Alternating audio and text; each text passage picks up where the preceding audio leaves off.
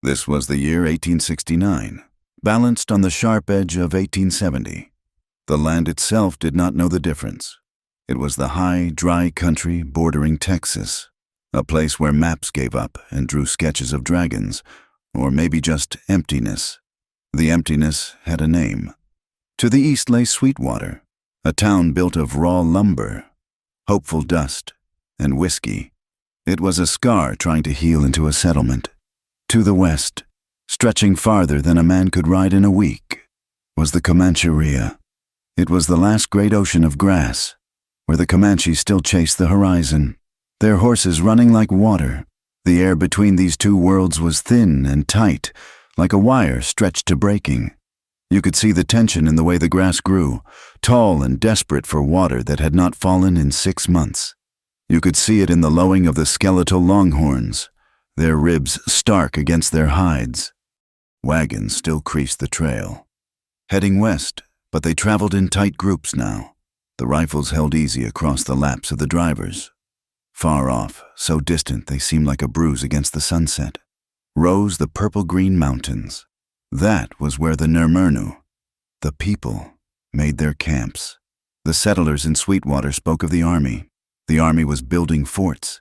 The army was making treaties, which meant they were drawing lines on land they did not own. They were pushing the tribes onto reservations, promising beef and flour that never came. The conflict was not always loud, not always burning wagons or stolen stock. Sometimes it was just this, the heavy, breathing silence of two worlds waiting for the other to die. Abigail Callahan knew that silence. She was 19 years old, perhaps 20. She sat her horse, a bay mare, on a low rise overlooking her father's land. What was left of it?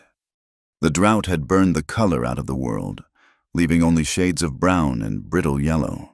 She was the daughter of John Callahan, a widower who had come west with big dreams and was now being consumed by bad luck and a hacking cough that shook his lungs. Abby loved this land with a fierceness that frightened her. She loved the clean burn of the air, the smell of horse sweat and dry leather. She was not a parlor woman. She preferred the split rocker saddle to a needlepoint cushion. She could ride as well as any of her father's hands, though there were only 2 left.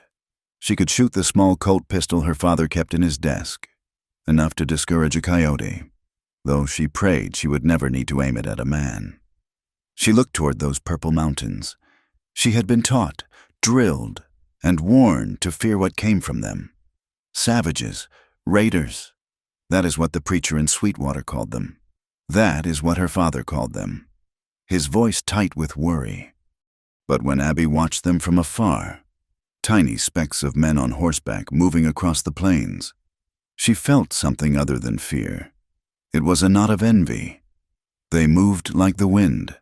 They did not seem to be owned by lines drawn on paper, or by the crushing weight of debt. Her duty held her captive. She was a good daughter. She had to be. Her father was failing. The ranch was failing. And a good daughter, she knew, was expected to save it. Her own life, the one she dreamed of where she chose her own path, felt as distant as those mountains. Miles away. Tahu saw her. He did not see her, not Abigail Callahan. He was too far for that. He saw only a single rider, stationary on a ridge, a settler. He watched for a long moment from the cover of a dry arroyo. He was 23, maybe 24 winters. His body was long, muscular and sinew, scarred from fights with the Ute and, twice, with the blue coat soldiers. He sat on his paint pony as if he had been born there. He was Comanche, and that meant he was the finest horseman the world had ever known. He had hunted the great bison herds when they still blackened the plains. Now, the herds were thinning, scattered by the repeating rifles of the white hunters. Tahu was a man caught between 2 tides. His heart pulled toward the old ways. He wanted to protect his people, to live as his grandfathers had lived. But his friend, a hot-blooded warrior named Ekiti, spoke only of war, of blood for blood. Tahu knew that path. He had taken scalps. He had felt the terrible, hot pride of battle. But he had also seen the repeating rifles of the soldiers. He knew war, now, meant extinction. His uncle, the old chief, spoke of peace, of treating with the white men at the fort. But peace meant the reservation. It meant fences. It meant becoming a beggar for spoiled meat. Tahu carried a quiet curiosity he shared with no one. He had seen the white man's metal tools, his talking papers. He did not want to hate them. He only wanted them to go away, or if they would not go, to understand that the land could not be owned. He shifted on his pony, and a strange memory flickered behind his eyes. It was brief, like heat lightning. A small white girl, with hair the color of sun-cured grass. She was crying, lost near a ravine, a wagon train burning far away. He had been a boy. He pushed the thought away. It was from another life. It had no meaning. He turned his horse and melted back into the landscape, silent as smoke. There was a man in Sweetwater who understood ownership. His name was Caleb Morgan. Caleb was somewhere between 35 and 40. He was a widower, or perhaps he had never bothered to marry at all. The town was not sure. He had arrived 5 years prior with a great deal of money and no past he cared to speak of. His ranch was the largest in the county. The drought that withered the Callahan land seemed to fatten his herds. He was a calculator, a man of cold appetites and infinite patience. He was also John Callahan's creditor. When the drought began, Caleb had been generous. He had extended loans, offered feed, his voice smooth and neighborly. Now, the notes are due, and Caleb Morgan owned John Callahan. Caleb wanted the Callahan ranch. It had the only year-round spring in the valley. Marrying into it was cleaner than foreclosing. It was tidy, and it came with Abigail. He looked at Abby the way he looked at a prime piece of river-bottom land, or a strong new bull. He saw an asset, a young, pretty thing to warm his bed, give him sons, and solidify his empire. He saw her as a possession, and he intended to collect. Abby learned of her fate on a Tuesday evening.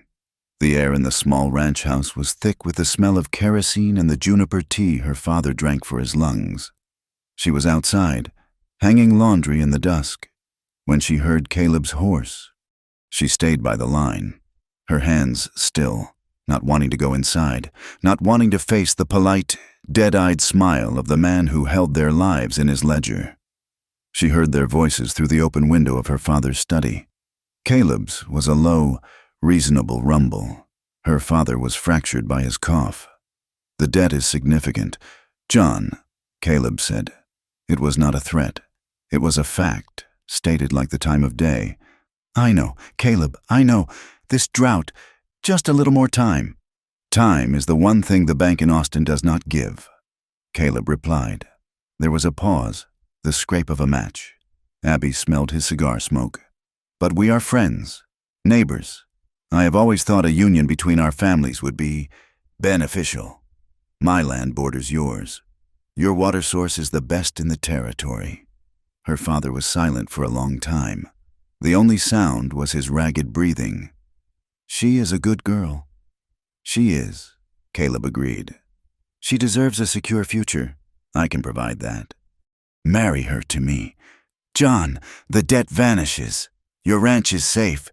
She is safe." A terrible, hacking cough seized her father, a sound that seemed to tear him apart from the inside. When he spoke again, his voice was a whisper. "Defeated. She will do her duty. Abigail knows her duty." Abby did not move. The wet cloth in her hand grew cold, dripping onto the dust. She felt the blood drain from her face.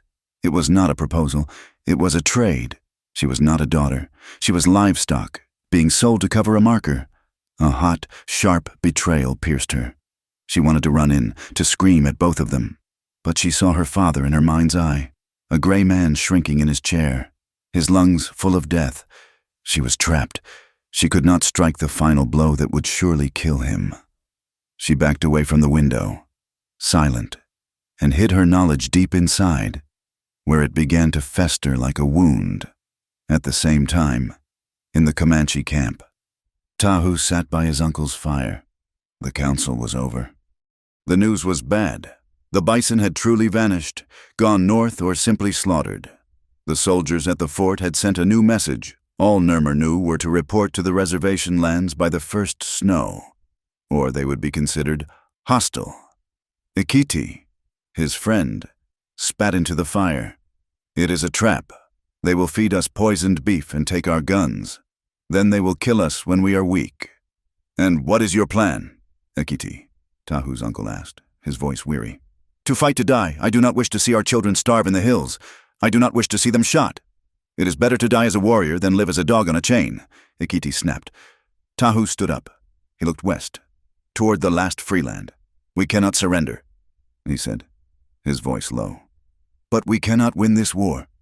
Not with arrows against cannons." He walked away from the fire, his own heart a battleground. He knew they were living in the last days of their world. In Sweetwater, the talk was simple. In the saloon, a rancher banged his glass on the bar. "Heard old Callahan is marrying his girl off to Morgan. Smart move. Morgan will clean that place up." Another man nodded. "About time. And once he has that land, maybe he will help us run those Comanche out for good. They are getting bold. Stole 3 of my heifers last week." "Savages," the bartender agreed, wiping a glass. "Ought to clear them out, every last one." The Nurmurnu, in their camp, said the same of the white man. They were the invaders. They were the ones who killed without need, who poisoned the rivers, who broke every sacred promise. They were the savages. Between these two absolute truths, there was no room to breathe, no one in Sweetwater, and no one in Tahu's camp could imagine a world where the two might meet. A bridge between them was unthinkable. Love was not just forbidden, it was madness. It was a story no one had the words to tell. But the West was a place of hard realities, not soft dreams. It was a land that demanded sacrifice. Abby Callahan felt the weight of her duty, a physical stone in her belly. Tahu felt the weight of his people's survival, a sky of iron pressing down on him. And Caleb Morgan, smelling of smoke and satisfaction, rode home, counting his assets. The story had been set. The lines were drawn. All that was left was for the honor of one, the duty of another, and the cold justice of the prairie to collide. The dinner was 3 nights later. Caleb Morgan did not come alone. He brought the preacher from Sweetwater, a man named Davies, whose face was perpetually scrubbed and optimistic, and 2 other ranchers whose land bordered his own. It felt, to Abby, less like a supper and more like the signing of a treaty. She served the venison stew her father had insisted she prepare, her hands steady, her stomach a cold knot.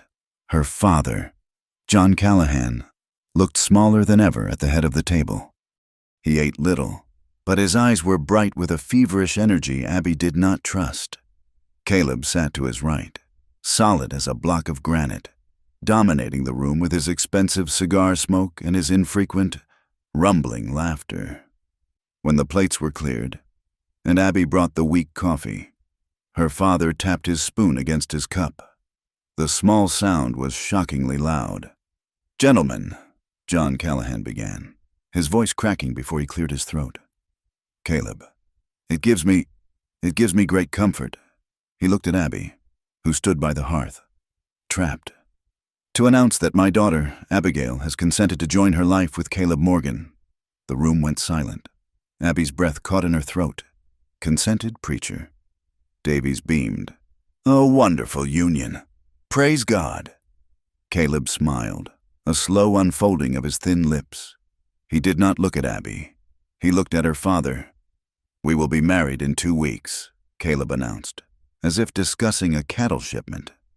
A quiet ceremony, given John's health, but a firm bond, to tie our 2 families and our 2 properties together. 2 weeks. The words hit Abby like stones. The other ranchers raised their cups. "To the Union." Abby felt the blood rush to her head, then drain away, leaving her cold and dizzy. She forced her face into a shape that looked like a smile. She could feel her father's desperate gaze, begging her not to make a scene. She could feel Caleb's gaze, which was not desperate at all. It was the look of a man checking his inventory. She murmured something, "Thank you," or perhaps, "Excuse me," and fled the room. Carrying the empty plates, she did not stop in the kitchen. She ran out the back door, into the cold, sharp air of the yard. She heard the men's laughter behind her, muffled by the thick wooden walls. Inside her, a single, screaming thought. I am being sold. I am not his daughter. I am his livestock. She reached the barn, the rough wood familiar under her palms. The warm, dark smell of hay and horseflesh enveloped her. Her bay mare, Star, nickered softly from the stall. Abby unlatched the stall door and buried her face in the horse's coarse mane. Only then did she let the tears come. They were not soft tears. They were hot, angry, and silent. She choked on the sobs, her shoulders shaking.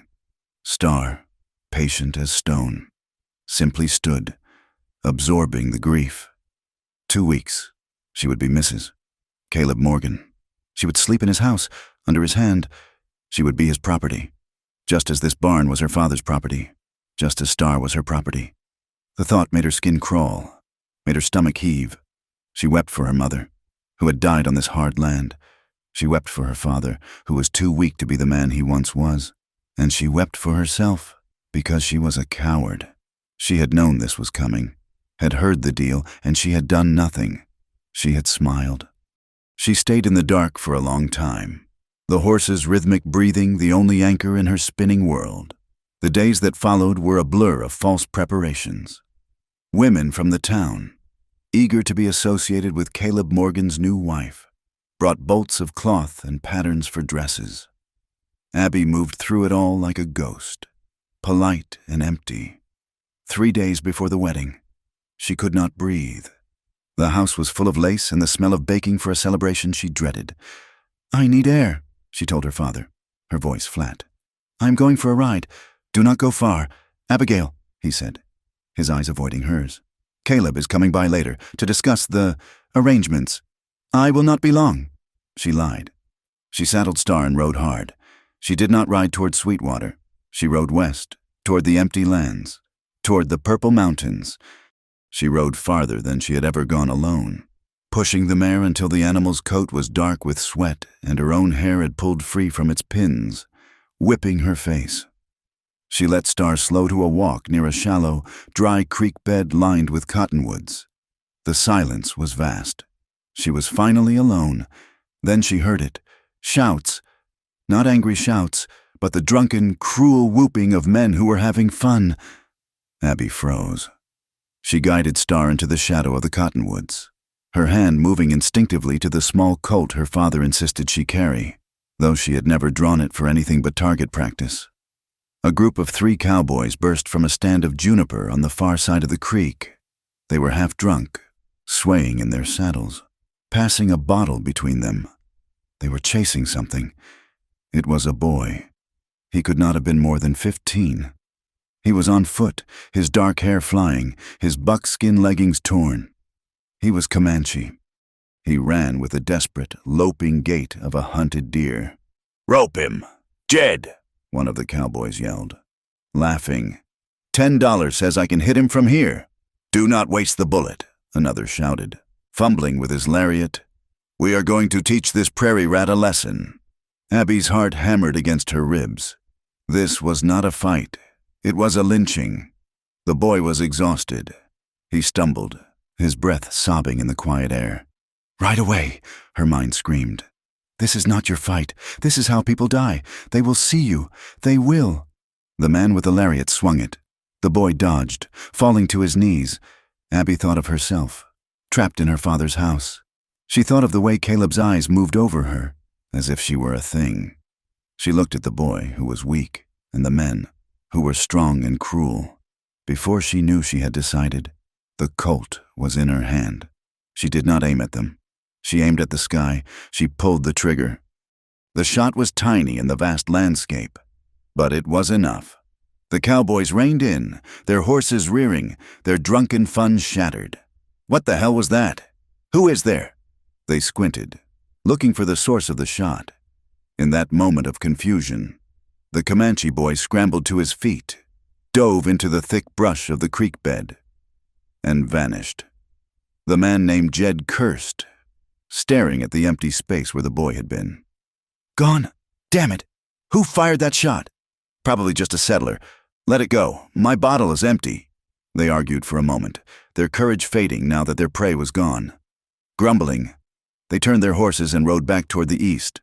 Abby waited, her hands shaking so badly she could barely reholster the pistol. Her heart was a wild bird in her chest. She stayed hidden for a full 5 minutes, listening to the hoofbeats fade. When the silence returned, it was heavier. She was about to back Star out of the trees when a movement on the opposite ridge caught her eye. A man. He was on a paint pony, still as the red rock behind him. He had not been there a moment ago. He must have been watching the entire time. He was Comanche. He was not a boy. This was a man, broad-shouldered, his black hair loose to his shoulders. He held a bow in one hand. Abby's fear returned, cold and sharp. This was not a boy she could save. This was a warrior. He did not attack. He simply watched her. Then, slowly, he nudged his horse forward, down the slope, and across the dry creek bed. Abby's hand went back to her Colt, but she did not draw it. Star sensed her fear and shifted nervously.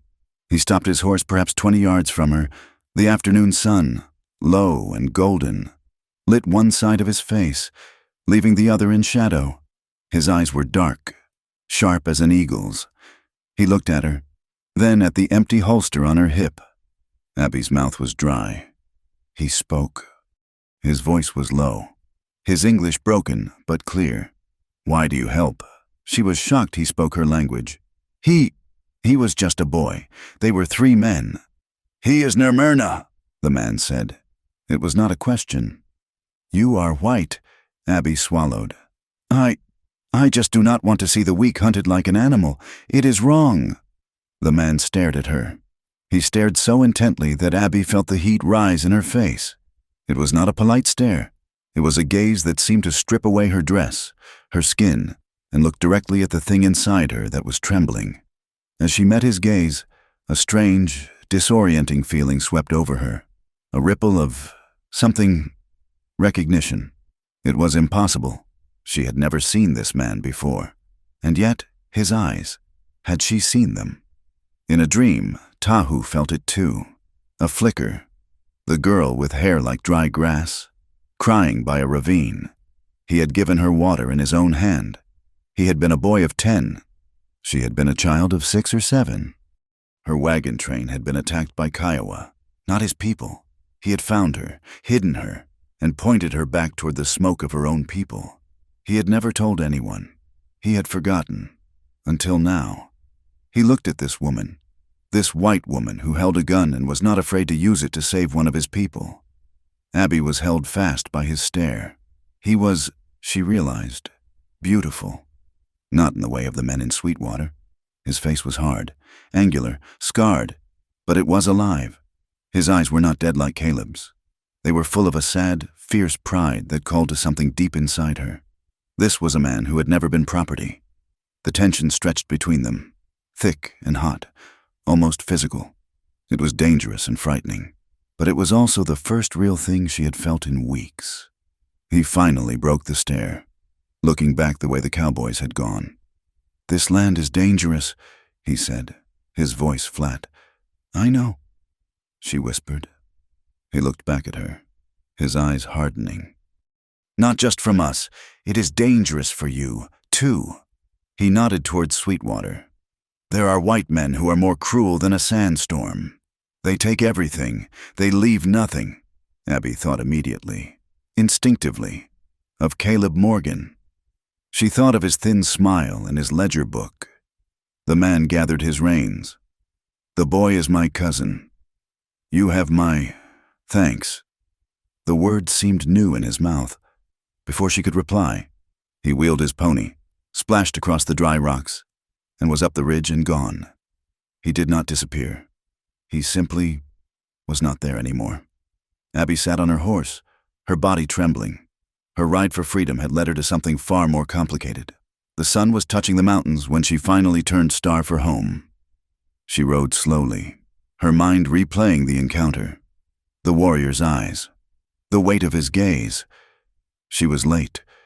It was dark when she reached the barn.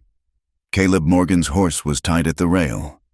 She slipped into the house through the kitchen, hoping to avoid him, but he was waiting in the main room with her father. "Where have you been?" her father demanded. His voice was thin with anger and fear. "It is past dark. Abigail, you know the rules." I lost track of time," she said, pulling off her gloves, avoiding his eyes. Caleb Morgan rose from his chair. He was not angry. He was smiling, but it did not reach his eyes. "A woman who wanders," Caleb said, his voice a soft rumble. "She must be taught to value her home." He moved toward her. Before she could react, he took her arm. His grip was not gentle. It was not a caress. It was ownership. His fingers dug into her bicep, hard enough to bruise. "You are soon to be my wife," he said, his voice low, for her ears only. "My wife does not ride out alone. Do you understand me?" Abby flinched, trying to pull away, but his grip was like a steel trap. "Caleb, you are hurting her," her father said, his voice weak. Caleb ignored him.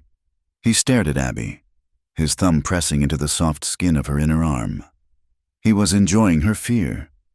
Abby looked into his eyes. They were pale blue, the color of ice. They were cold, assessing, and empty. They saw her as a thing to be broken. She thought, suddenly and with a terrible clarity, of the other man, the man in the dry creek bed.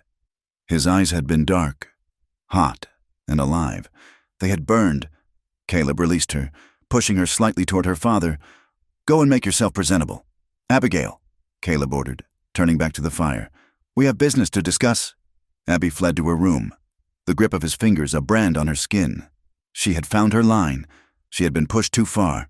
The trap was set, but she was no longer sure she was the one who was caught. The town of Sweetwater decided that Abigail Callahan was the luckiest young woman in the territory. The news of her impending marriage spread faster than a prairie fire. "To catch Caleb Morgan," Mrs. Davies, the preacher's wife, chirped, offering Abby a cup of weak tea. "Such a fine, wealthy man, so steady, and him taking on the Callahan debt. It is a true blessing. Child, you must be thrilled." Abby smiled. It was a small, tight movement of her lips that did not reach her eyes. "Yes, ma'am. A blessing." The preparations were a whirlwind. It was as if the entire town had conspired to build her cage and lock the door. Women she barely knew arrived at the ranch with patterns and bolts of cloth. Caleb had insisted on buying the dress himself, a heavy, cream-colored silk ordered special from Austin. When she tried it on, it felt like a shroud. Preacher Davies came by to counsel her on her wifely duties. He sat in her father's study, his hands steepled, his face full of earnest piety. "Marriage is a sacred covenant, Abigail," he explained. "It is the wife's duty to be a comfort to her husband, to be obedient in all things. The scripture is very clear." She stared at a crack in the adobe wall. "Obey," she repeated, the word tasting like ash in her mouth. She felt herself shrinking, being pressed into a box, the lid slowly closing. 2 days later, she was in the barn mending a bridle when she heard horses. It was Caleb and his foreman, a quiet, hard-faced man named Shaw. They dismounted by the water trough, not 20 feet from the open door of the tack room where Abby stood hidden in the shadows. "The Vasquez family," Caleb said. His voice was casual, as if discussing the weather. "They are still camped by the deep spring. I saw their fire last night." Shaw nodded, pulling a pouch of tobacco from his shirt. "Yes, sir. Just a man, his wife, and 2 small children. They are not bothering anyone, just running a few goats." "They are bothering me," Caleb said, his voice dropping to a flat, cold tone. "They are on land I consider mine. They are using my water. I want them gone." "You want us to tell them to move on?" Shaw asked, rolling a cigarette. Caleb pulled a cigar from his vest pocket. "No. Telling them leaves room for argument. I want you to take 2 of the boys and burn them out. Tonight, run off their stock. Burn the wagon. I want it handled." Shaw paused. the cigarette halfway to his lips. "Sir, the children, that is their father's concern." "Not mine," Caleb said, striking a match. He lit the cigar. The smoke plumbing in the still air, make it look messy and Shaw. "Sir, leave a few broken arrows behind. The army is already jumpy about the Comanche. This will stir them up. It is always good to have the soldiers on your side." Abby pressed her hand hard against her mouth, her blood turning to ice. He was not just evil. He was meticulous. He was talking about destroying a family, leaving children homeless or dead on the prairie, and blaming Tahu's people for it. All for a spring. She felt a wave of nausea so profound she had to lean against the wall. This was the man who would be her husband in less than a week. That night, sleep was impossible. The bruise on her arm, where Caleb had grabbed her, had faded to a sickly yellow-green, but the coldness of his order in the barn had left a new, deeper bruise on her spirit. She lay in her bed, staring at the moonlight on the floor. Duty. The word felt like poison. Was it her duty to save her father by chaining herself to a monster? She tried to imagine her life with him. She saw herself, years from now, sitting silent at his heavy dining table. She saw his cold, assessing eyes on her. And then a more terrible thought. A thought that made her whole body clench in horror. What if they had children? What if she had a son? And Caleb taught him this calculated cruelty, this coldness. What if she had a daughter? And he looked at her with those same dead, possessive eyes. The thought of bearing a child for Caleb Morgan, of mixing her blood with his, made her want to claw her way out of her own skin. Her mother had died on this ranch, a quiet woman who had faded under her father's simpler, weaker brand of control. Abby realized her mother had not died of fever. She had died of a broken will. Abby would not. She would not repeat the tragedy. She rose at dawn, her mind set. She would make one last appeal. She found her father on the porch, wrapped in a blanket, his body racked by a deep, wet cough that seemed to tear him apart from the inside. "Father," she said, her voice shaking but desperate. "Father, please, I cannot do this." John Callahan looked up, his eyes weary and red-rimmed. "Abigail, do not start this again. It is settled. The papers are drawn. He is a cruel man," she pleaded, kneeling beside his chair, grabbing his thin hand. "He is not a good man. I heard him. He is going to burn out the Vasquez family, with their children. He is going to blame the Comanche." Her father pulled his hand away, his face clouding with irritation. "That is ranch business. That is not your concern. Caleb is a strong man. This hard country needs strong men." "I do not love him," she cried, the words finally ripping free. "I am afraid of him, Father. I am begging you, do not make me do this. We will find another way. I will work. We can sell the lower pasture." "Sell what?" he snapped, his weakness turning to a sudden, brittle anger. "There is nothing left to sell. Do you think you have choices? Do you think this is some romance story?" He gripped the arm of his chair, his breath whistling. "Caleb Morgan is the only chance we have to keep this roof over our heads. He is the only chance." His pale, sick face was rigid. "Your mother, she understood duty. She did not always like my decisions, but she stood by me. She did her part. You will do the same." Abby stood up, the blood draining from her face. He had invoked her mother. He had confirmed it all. He was using her, just as Caleb would use her. She saw, in that moment, that her father was a weak man, and a weak man's tyranny was often the most complete. "Yes, Father," she said, her voice hollow. "I understand my duty." Sunday, the day before the wedding, they all went to church in Sweetwater. Abby sat beside Caleb on the hard wooden pew, her spine so rigid it ached. She wore a blue gingham dress, one he had pointed out and said he liked. She felt like a dressed-up doll, her strings held tight in his hand. Preacher Davies spoke of the sacred bonds of matrimony, of loyalty, of the divine miracle of two becoming one. Abby stared at the plain cross on the wall and wanted to stand up and scream, to tell them all what a hypocrite he was. What a monster they were feeding. But she sat still. On the ride back to the ranch, Caleb seemed pleased. He was almost jovial. He did not take the main road. He turned the buggy onto a narrow, wooded track that led toward the river. "Where are we going?" Abby asked, her stomach tightening into a cold knot. "A small detour," he said, smiling at her, that smile, which never, ever touched his eyes. "To admire our land. The boundary will run right along this creek bed soon." He stopped the buggy in a clearing, sunlight dappling through the tall cottonwoods. It was quiet, too quiet, save for the buzz of insects and the lazy chirp of a bird.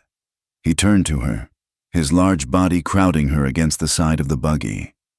"You have been very quiet, Abigail. A bit distant these past few days. I am just tired," she said, her voice a whisper. "The preparations." "We can fix that." He reached for her. He did not ask. He did not wait. He pulled her toward him, his arm a steel bar across her back, crushing her against him. His mouth came down on hers. It was not a kiss. It was an invasion. It was a claim. His lips were thin and wet, and he forced her mouth open. Abby felt a surge of panic, of pure, visceral disgust. She felt like she was suffocating.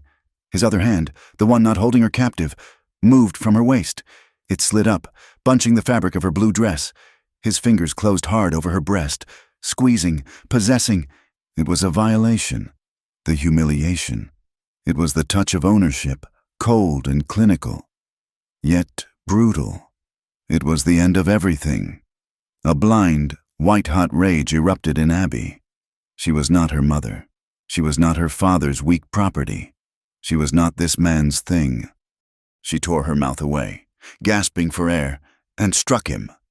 Her open palm cracked across his face. The sound was as loud and sharp as a gunshot in the clearing. Caleb froze. His head snapped back from the force of the blow. A dark red mark instantly bloomed on his pale skin. He did not get angry. He got a cold. His pale blue eyes, which had been glazed with a dull sort of lust, now narrowed to slits. They were the eyes of a snake. "You little," he whispered.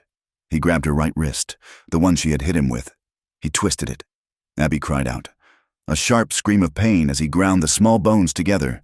"Let go, you are breaking it. You will learn," he hissed, his face inches from hers. "You will learn respect. You will learn what I tolerate and what I do not. You will learn what it means to be mine." Bang! The shot was real this time. It exploded the silence. A puff of dust kicked up from the ground, not 3 inches from Caleb's polished boot. Caleb released her wrist as if it were a hot coal. He scrambled back, his eyes wide, reaching for the rifle he kept under the buggy seat. "Who is there?" he yelled. "Show yourself." There was silence. Then, a voice. The same low, clear voice from the dry creek bed. "Good men do not need to bruise a woman's wrist." Abby looked up, her heart stopping, her breath catching in her throat. On the ridge above them, silhouetted against the bright afternoon sky, was Tahu. He was not on his paint pony. He was on a lean, black stallion that looked like a creature of the night. He held a long rifle, and it was resting easily in his arms, aimed not at Caleb, but at the space between his feet. He looked like a ghost, a spirit of the prairie sent to judge. Caleb Morgan stared. He recognized the man. A Comanche. He spat, his hand frozen on his own rifle. He was insulted. His property, his woman, was being interfered with by a savage. "This is my affair," Caleb shouted up the hill, his voice tight with fury. "Ride on, savage, or the next shot will be mine." Tahu did not move. He did not speak. He simply sat on his horse, the rifle steady. His gaze locked on Caleb. Caleb looked around, his eyes darting into the trees. He was a calculator. He was calculating the odds. 1 rifleman or a dozen, he did not know. Attacking here, in the open, was a bad risk. He was a man who hated bad risks.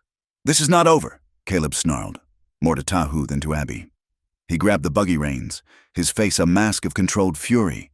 He would teach them all a lesson, But not today. He whipped the horses, and the buggy lunged forward, nearly throwing Abby from the seat. They rode back to the ranch in absolute, terrible silence. Caleb did not look at her. He just stared straight ahead, his jaw working. The red handprint on his face a stark banner of his humiliation. When they pulled up to the house, he did not get down. He did not help her down. He just held the reins. His knuckles white, Abby scrambled out, her whole body shaking, her wrist throbbing. "Tomorrow," Caleb said. His voice was perfectly flat, perfectly cold. It was the voice he had used when ordering the Vasquez camp burned. She stopped, her foot on the porch step. "Tomorrow, at 10 o'clock. We will be married," he said, still not looking at her. "And then you will learn to obey.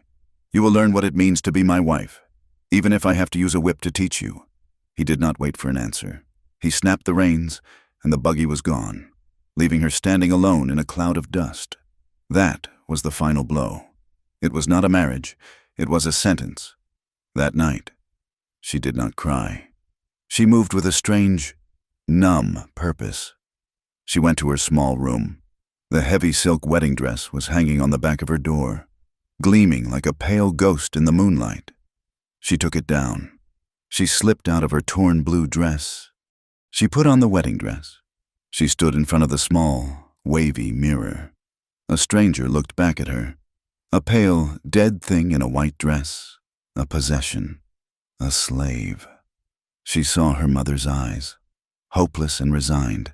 She saw the next 50 years of her life, and they were all gray, all cold, all silent. She tore the dress off. She ripped it from her body, the sound of the fine silk tearing a satisfying scream in the quiet room. She moved quickly, with no wasted motion. She pulled on her boy's riding breeches, the ones her father hated. She pulled on a sturdy shirt and her worn boots. She found a canvas sack. Into it went a loaf of bread from the kitchen, a canteen of water, a sharpening stone, and all the money she had saved in a small tin box, $3 silver. She went to her father's study. She took the small Colt from his desk, and the box of cartridges beside it. She did not write a note. A note was for someone who had a choice, for someone who was leaving. She was escaping. She went to the barn, her movements as silent as a shadow. Star nickered, and Abby put a hand on her muzzle. "Hush, girl," she whispered. We are going. We are going now." She bridled and saddled the mare with practiced speed. She led her out of the barn and onto the soft dirt of the yard. She mounted. For one moment, she looked back at the small, dark house. Her father was inside, sleeping, dreaming of his saved land. A pang of guilt, sharp and deep, almost stopped her. Even if I have to use a whip? The guilt vanished, replaced by a cold, hard certainty. She was promised to another, but she would not be his. She did not know where she was going. She only knew she could not go to Sweetwater. She could not go east. There was no safety behind her. She turned star west, toward the empty plains, toward the endless dark, toward the purple mountains, toward the only man who had ever looked at her as if she were a person, not a prize. Abigail Callahan, the virgin bride, ran. The wind had teeth. It tore at Abigail's clothes and whipped her loose hair into a stinging frenzy across her face. The moon was a sliver, a careless cut in a black canvas, offering no light. She was riding into an ocean of blackness, guided only by the memory of the purple mountains in the west. She rode for hours. She did not know how many. Perhaps 2, perhaps 3. She let Star pick her own way through the dry arroyos and over the low, rocky ridges. The world was vast, empty, and terrifying.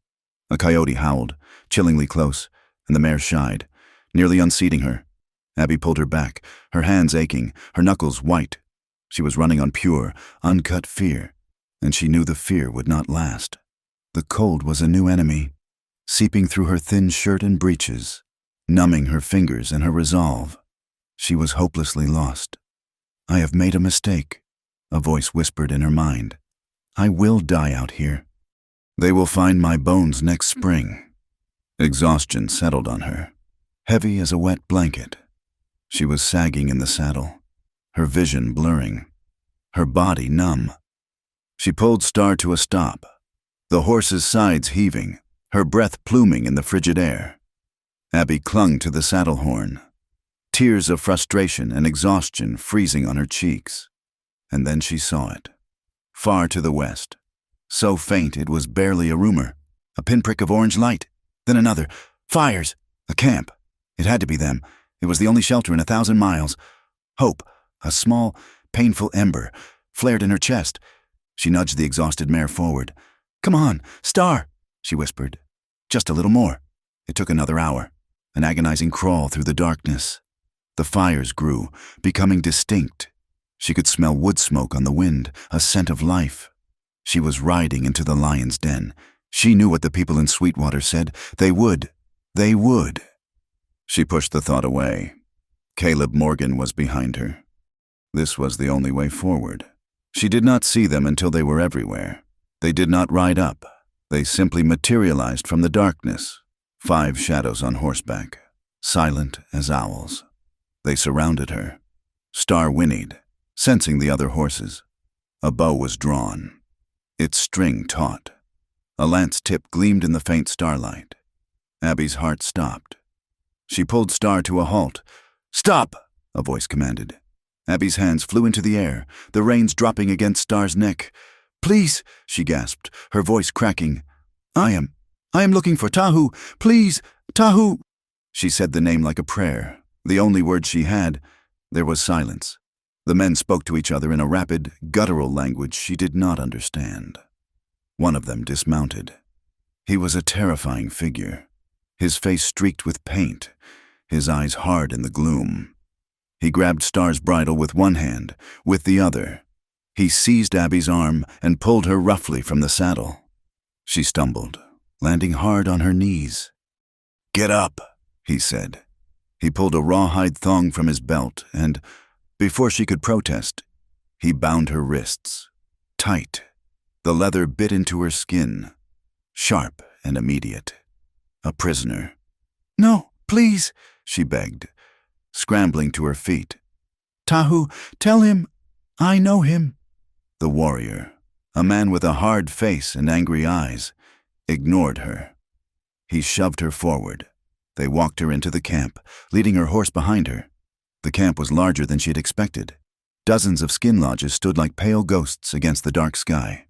Dogs barked, a furious, rolling sound. Figures emerged from the tipis, their faces indistinct in the shadows. Women, children, old men. They stared. She saw the glint of their eyes. They saw her white skin, her boy's clothes, her bound wrists. She heard them muttering, spitting curses she did not need to understand. Her captors marched her to the center of the camp, near a large, communal fire.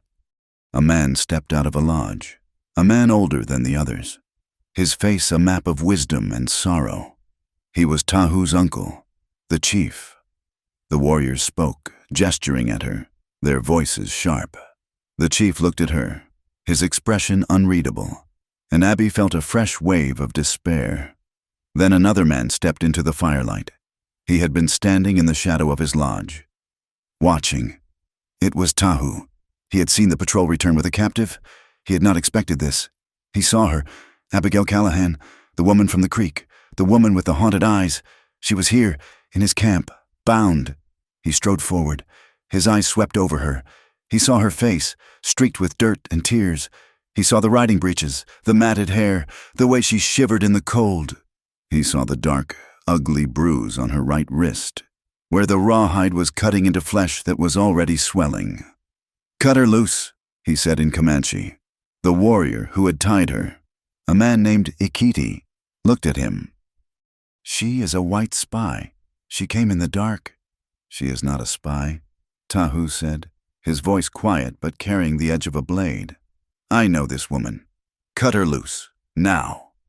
He did not wait for Ikiti to argue. He pulled his own knife from its sheath at his belt and, in one swift, fluid motion, sliced the rawhide thong binding her wrists. Abby stumbled back, rubbing her raw skin, staring at him. He was her savior. Again. Tahu turned to his uncle. "She is under my protection," he said, his voice clear in the cold air. "I stand for her." The chief looked at Abby, then at Tahu. "This is a great trouble you bring to our fire, nephew. It is a trouble I will carry," Tahu replied. The chief nodded slowly, his gaze lingering on Abby's terrified face. "She may stay until the sun rises. Then the council will speak. Put her in the visitor lodge. Give her food. See she is guarded." He turned, his shoulders stooped, and went back into his lodge. The crowd began to dissolve, muttering their disapproval. Tahu gripped Abby's arm. His touch was firm, not brutal, and it anchored her. "Come." He led her away from the main fire, to a small, empty teepee set apart from the others. He pushed aside the hide flap and motioned her inside. It was dark, save for the glowing red embers in a small fire pit in the center. He added a few dry sticks, and the fire bloomed, casting warm, dancing shadows on the hide walls. A light rain began to patter on the taut skin of the lodge. Abby huddled by the entrance, shaking violently. The adrenaline was gone, leaving only the cold and the terror. She wrapped her arms around herself, trying to stop her teeth from chattering. Tahu left without a word. She panicked. "He is leaving me here." He returned a moment later. He carried a heavy folded buffalo fur in a wooden bowl. He handed them to her. "Eat." It was a thick, hot stew, rich with meat and roots. She ate, wolfishly, her hands shaking so much she could barely hold the bowl. The warmth spread through her numb body, a shock of life. Tahu sat across the small fire from her. He did not speak. He watched her. His gaze was just as intense as it had been at the creek, but this time it was not anger. It was a deep, unsettling confusion. When she finished, he took the empty bowl. The firelight was brighter now, and it caught her face. He saw it clearly. The faint, dark swelling on her bottom lip, and on her left wrist, the one that had not been bound. He saw the angry, finger-shaped bruises, dark purple and green, the mark of a man's grip. He leaned forward, his movement slow. Not wanting to frighten her, he reached out and, with one long, calloused finger, gently touched the bruised skin of her wrist. "He did this," Tahu stated. It was not a question. Abby flinched, but not from pain, from memory. She nodded, her throat too tight to speak. "The man in the buggy," Tahu said. He was to be my husband," she whispered. The admission, spoken aloud in this place, sounded insane. Tahu's eyes hardened, the firelight catching in them like chips of obsidian. "That man," he said, his voice low and rough, "is not fit to be called a husband." That was all it took. The simple, quiet statement of truth. The dam of her control, the one she had held for weeks, broke. She collapsed into herself, the sobs tearing out of her, raw and agonizing. She wept for her father, for her lost home, for the horror of Caleb's touch, and for the sheer, animal terror of her escape. Tahu moved in an instant. He crossed the small space and knelt beside her. He did not hesitate. He pulled her against him. He put his arms around her, holding her tightly, one hand pressing her head against his shoulder. It was not a lover's embrace. It was the hold of a mountain, a rock. It was strong, solid, and utterly, unbelievably safe. He held her as she shook, saying nothing, simply absorbing her grief into the soft buckskin of his shirt. She clung to him, her fingers gripping his arms, her face buried in his chest. He smelled of wood smoke, of leather, of the clean, dry plains. He smelled like freedom. "I was promised to him," she finally choked out, her voice muffled against his skin. "My father, he sold me, to pay a debt. The wedding. It was supposed to be this morning." She pulled back, just enough to look up at him, her eyes wild with fear and exhaustion. "But I ran to you. I did not know where else to go. I had nowhere else." He looked down at her. Her face was streaked with grime, her lips swollen, her eyes terrified. And yet she was here. She had crossed the dark prairie, alone, to find him. He slowly raised his hand. It was not a gentle hand, not in the way of the men in Sweetwater. It was rough, calloused from rains and weapons, but his touch was reverent. He brushed the matted, wet hair from her face. He looked at her mouth, at the bruise. He remembered the man forcing himself on her in the buggy. "He will not touch you again," Tahu vowed, his voice a low growl. Abby watched his face, the hard lines of his cheekbones and jaw softened by the firelight. She was still afraid, but the fear was changing. It was no longer the cold terror of Caleb. It was something else, a wild, pounding anticipation. He lowered his head. He kissed her. It was not the bruising invasion she had endured. It was a question. His lips were firm, warm, and dry. They brushed hers. Once, a light, tentative touch. He paused, giving her every chance to pull away. She did not. She let out a small, broken sigh, a sound of surrender, and leaned into him. He kissed her again. This time, it was deeper. It was a kiss of comfort, of promise. It was hesitant, sweet, and unbelievably tender. It stopped long before it could become something else. He knew she was hurt. He knew she was frightened. He pulled back, resting his forehead against hers. "You are safe here," he whispered. She looked at him, her breath catching. She had been promised to another. She had run to this warrior, this savage, and his gentleness, his respect, his simple, profound decency. It was that love that was making her stay. She knew, in that instant, she would rather die here, with his people, than live as Caleb's wife. He settled her under the heavy, warm buffalo fur, on the opposite side of the fire. "Sleep," he said. "I will guard the door." They did not sleep. They talked. As the rain pattered on the hide roof and the fire burned low, they spoke in hushed voices. Abby told him about her father's debt, about the ranch. She did not tell him about the Vasquez family.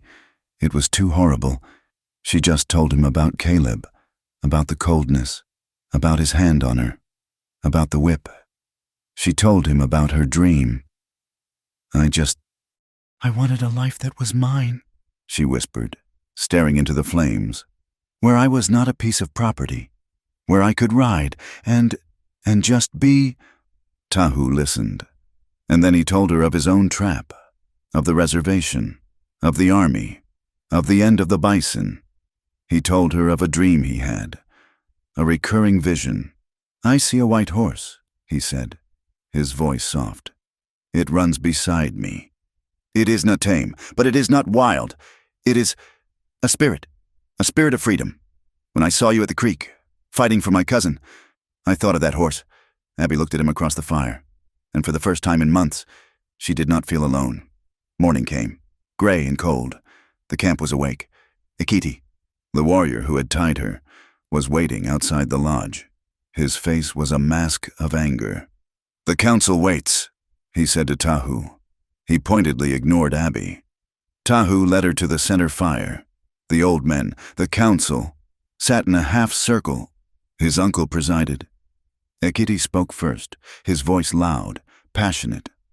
"She is a spy. The white men will say we stole her. They will use this as an excuse to attack. The bluecoats will ride. She brings war." Others murmured agreement. "He speaks the truth. Send her back to her people." Tahu stepped forward. "She is not a spy. She is a refugee. She fled from a man who would beat her." He told them what he had seen at the buggy, what he had seen at the creek. "She saved my cousin's life. Now, I will save hers." "You would risk the people for one white woman?" Ikiti demanded. "I would," Tahu said, his voice ringing with conviction. He turned to his uncle, to the elders. "I take responsibility. She will live in my lodge. She will learn our ways. She is one of us now. If she brings trouble, my life will pay for it." There was a stunned silence. It was a powerful oath. The chief looked at Abby for a long time. He saw the bruises. He saw the defiance in her eyes, the same defiance he saw in Tahu. He sighed, a long, weary sound. "It is done. She stays.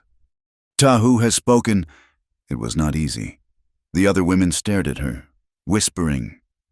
Ikiti and the other young warriors watched her with open suspicion. But Tahu kept his word. She was given a new set of clothes. soft buckskin leggings and a tunic that felt strange and wonderful against her skin. She began to learn. She learned to ride bareback, gripping Star with her knees, feeling the horse as an extension of her own body. It was harder, faster, more thrilling than any riding she had ever known. She learned to light a fire with a drill, to set a snare, to skin a rabbit with a short, sharp knife. There were small, stolen moments. Tahu teaches her to shoot his bow. He stood behind her, his body pressed against her back, his arm around hers, correcting her stance. "Breathe," he murmured, his breath warm on her neck.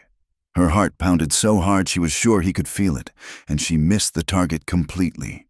She learned that this camp, this savage place, had a rhythm. It had community. They shared everything. They laughed. They danced around the fire. There was no church, no preacher talking of obedience. There was just the sky, the earth, and the fire.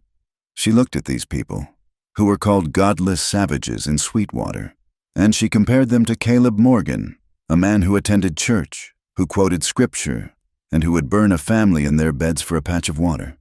She knew, without a shadow of a doubt, which one was civilized, and which one was the beast. The morning of the wedding dawned cold and clear. In Sweetwater, the bell at the small church was meant to ring at 10 o'clock. It never did. Caleb Morgan arrived first, dressed in a black suit, his face scrubbed, the red handprint from Abby's slap carefully covered with powder. He waited. 10 o'clock came and went. The preacher paced nervously.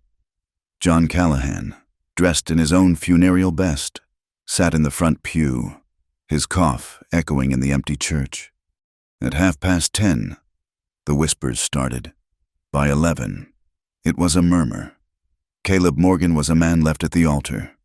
He did not storm. He did not yell. He rode back to the Callahan ranch, his foreman Shaw and 2 other men beside him. He found John Callahan in his daughter's room, staring at the ripped and discarded wedding dress on the floor. "She is gone," John Callahan whispered, his voice a dry rasp. He was a man broken in 2. The guilt was a physical weight, crushing his lungs more than the sickness ever had. "She is gone." Caleb picked up a piece of the torn silk, his expression unreadable. Then his eyes fell on the open, empty desk drawer. The Colt was gone. The box of cartridges was gone. "She did not just leave," Caleb said, his voice a low, dangerous rumble.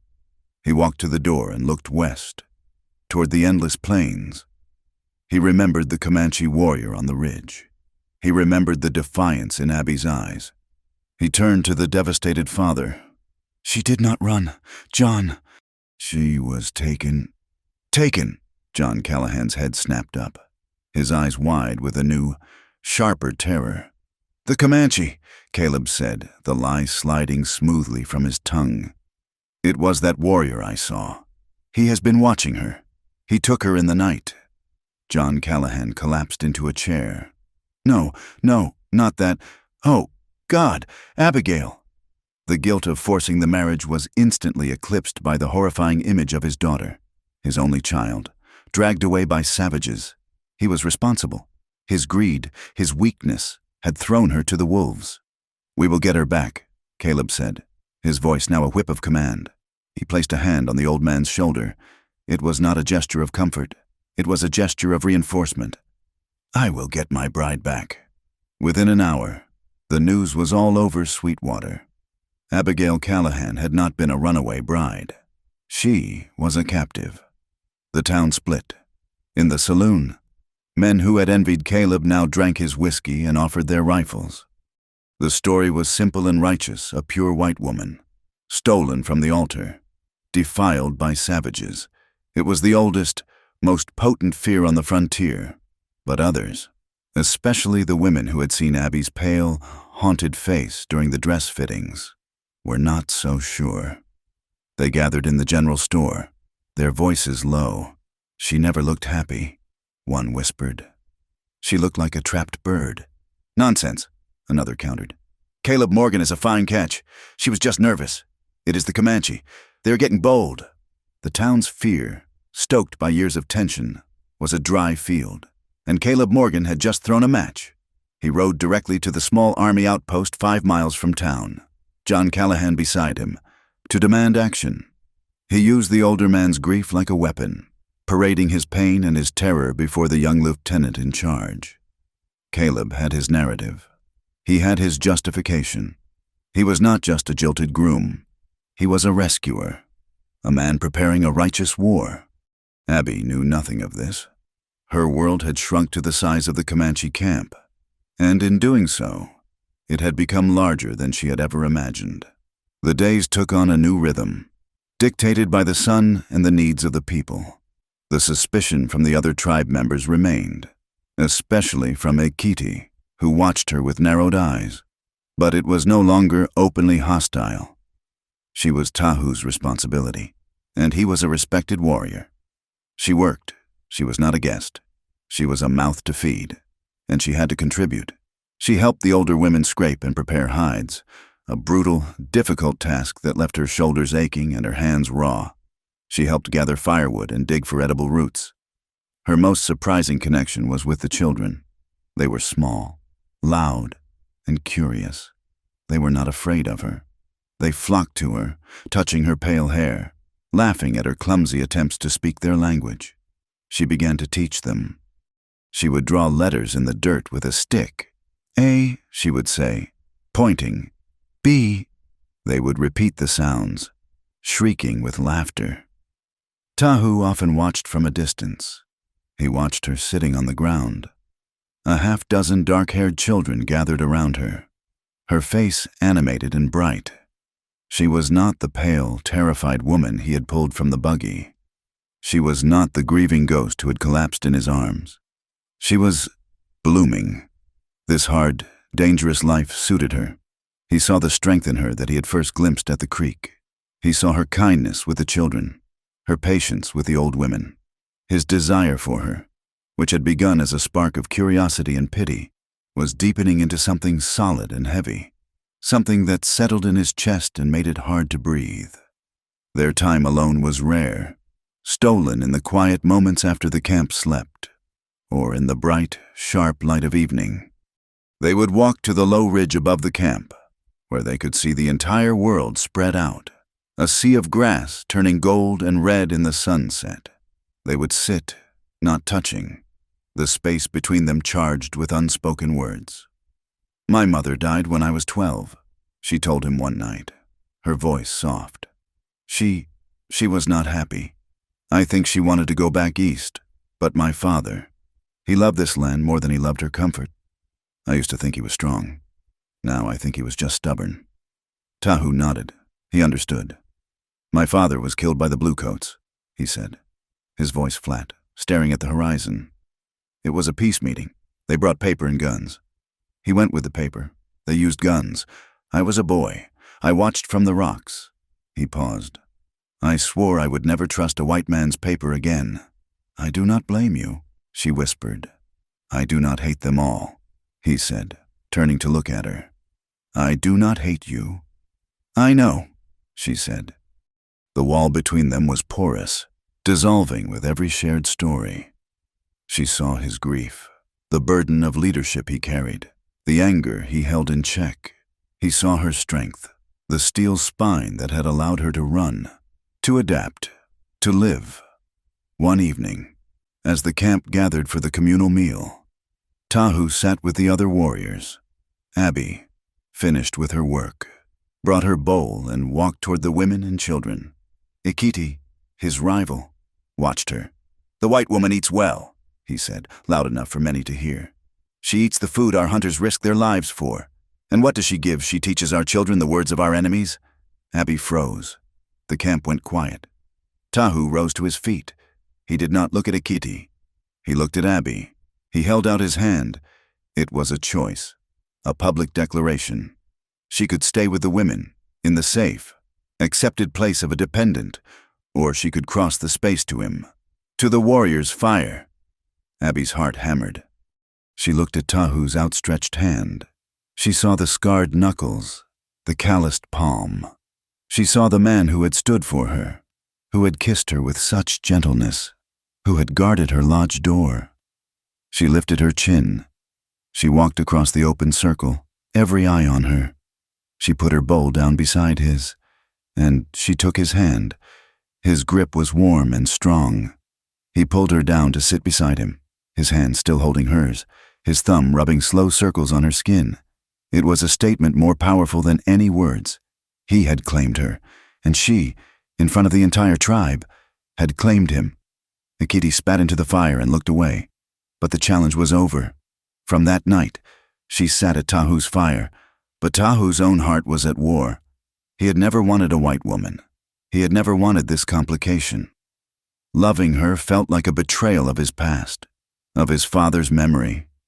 It felt like a weakening, a softening toward the people who were destroying his world.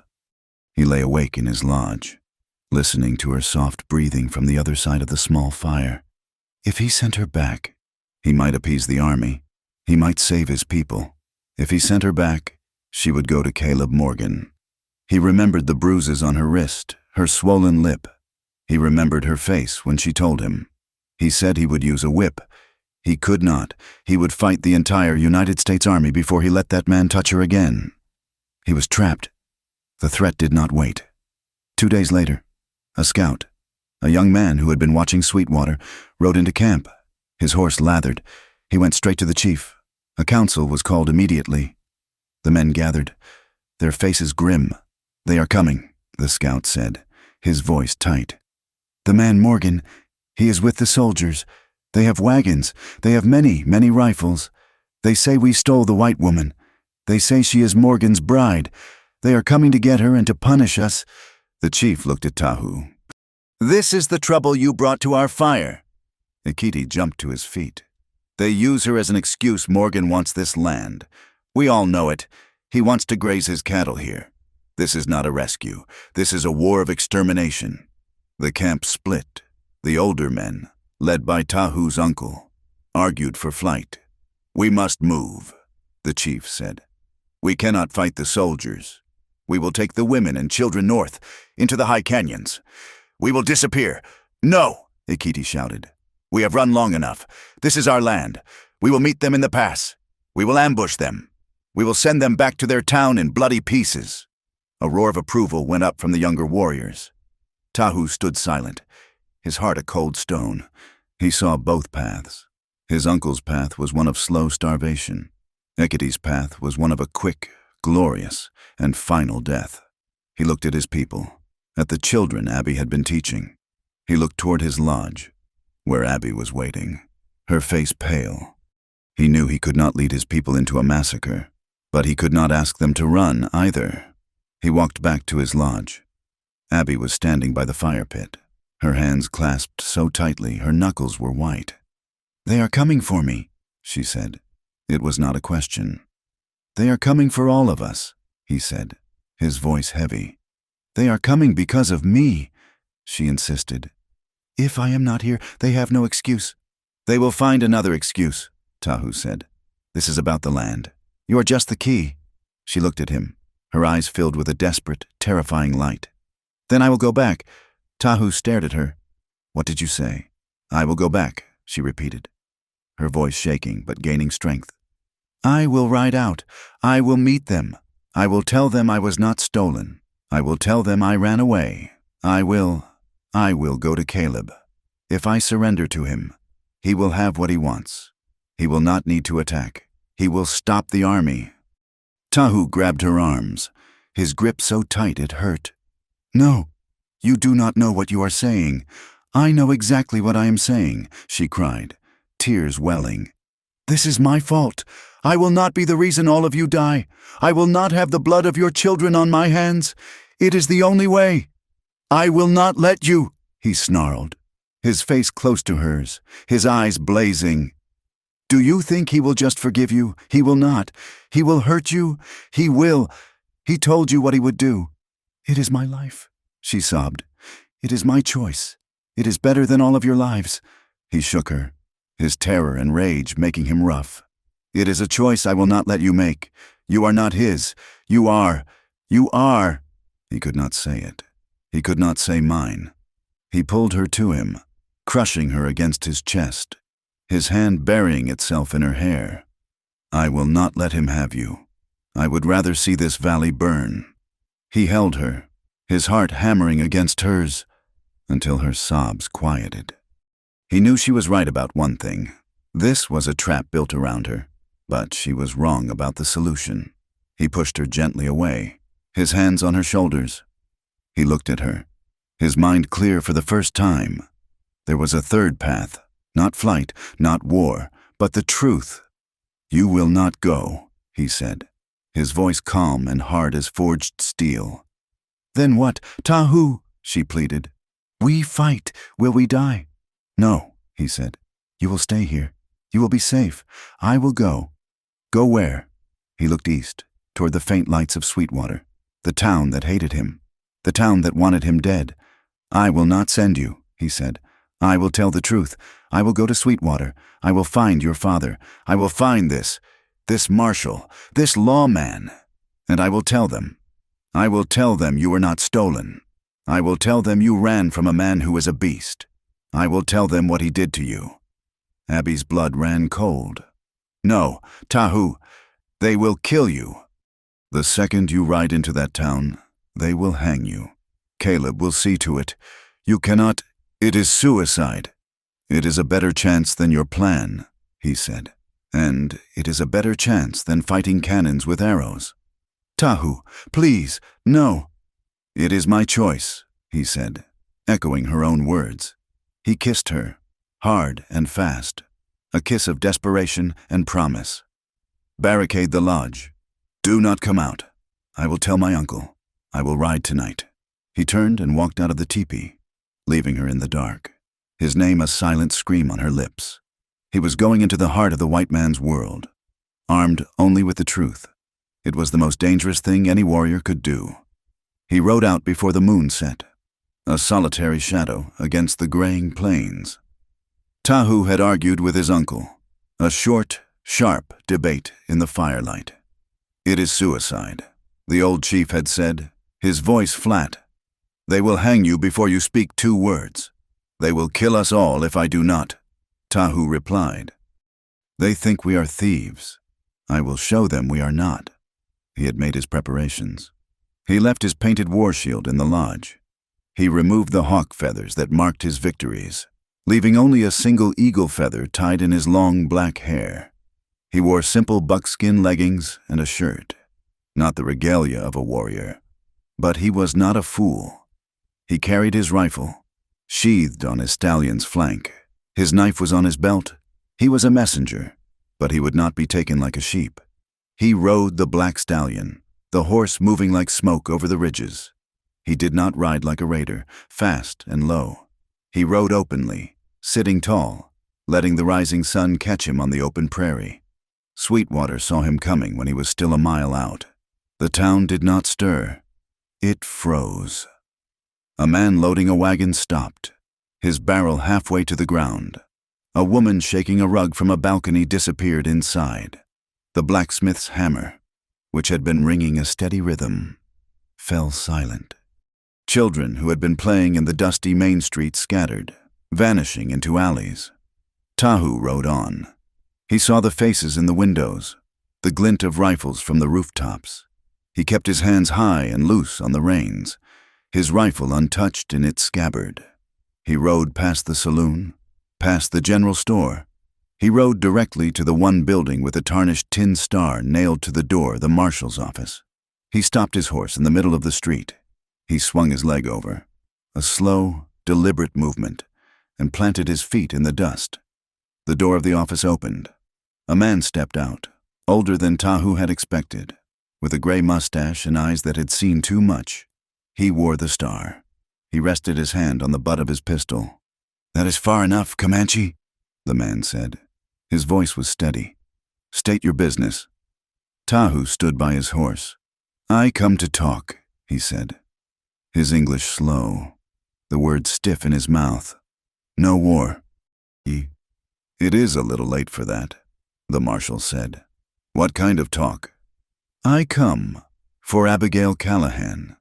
The name hung in the air. The silence of the town deepened.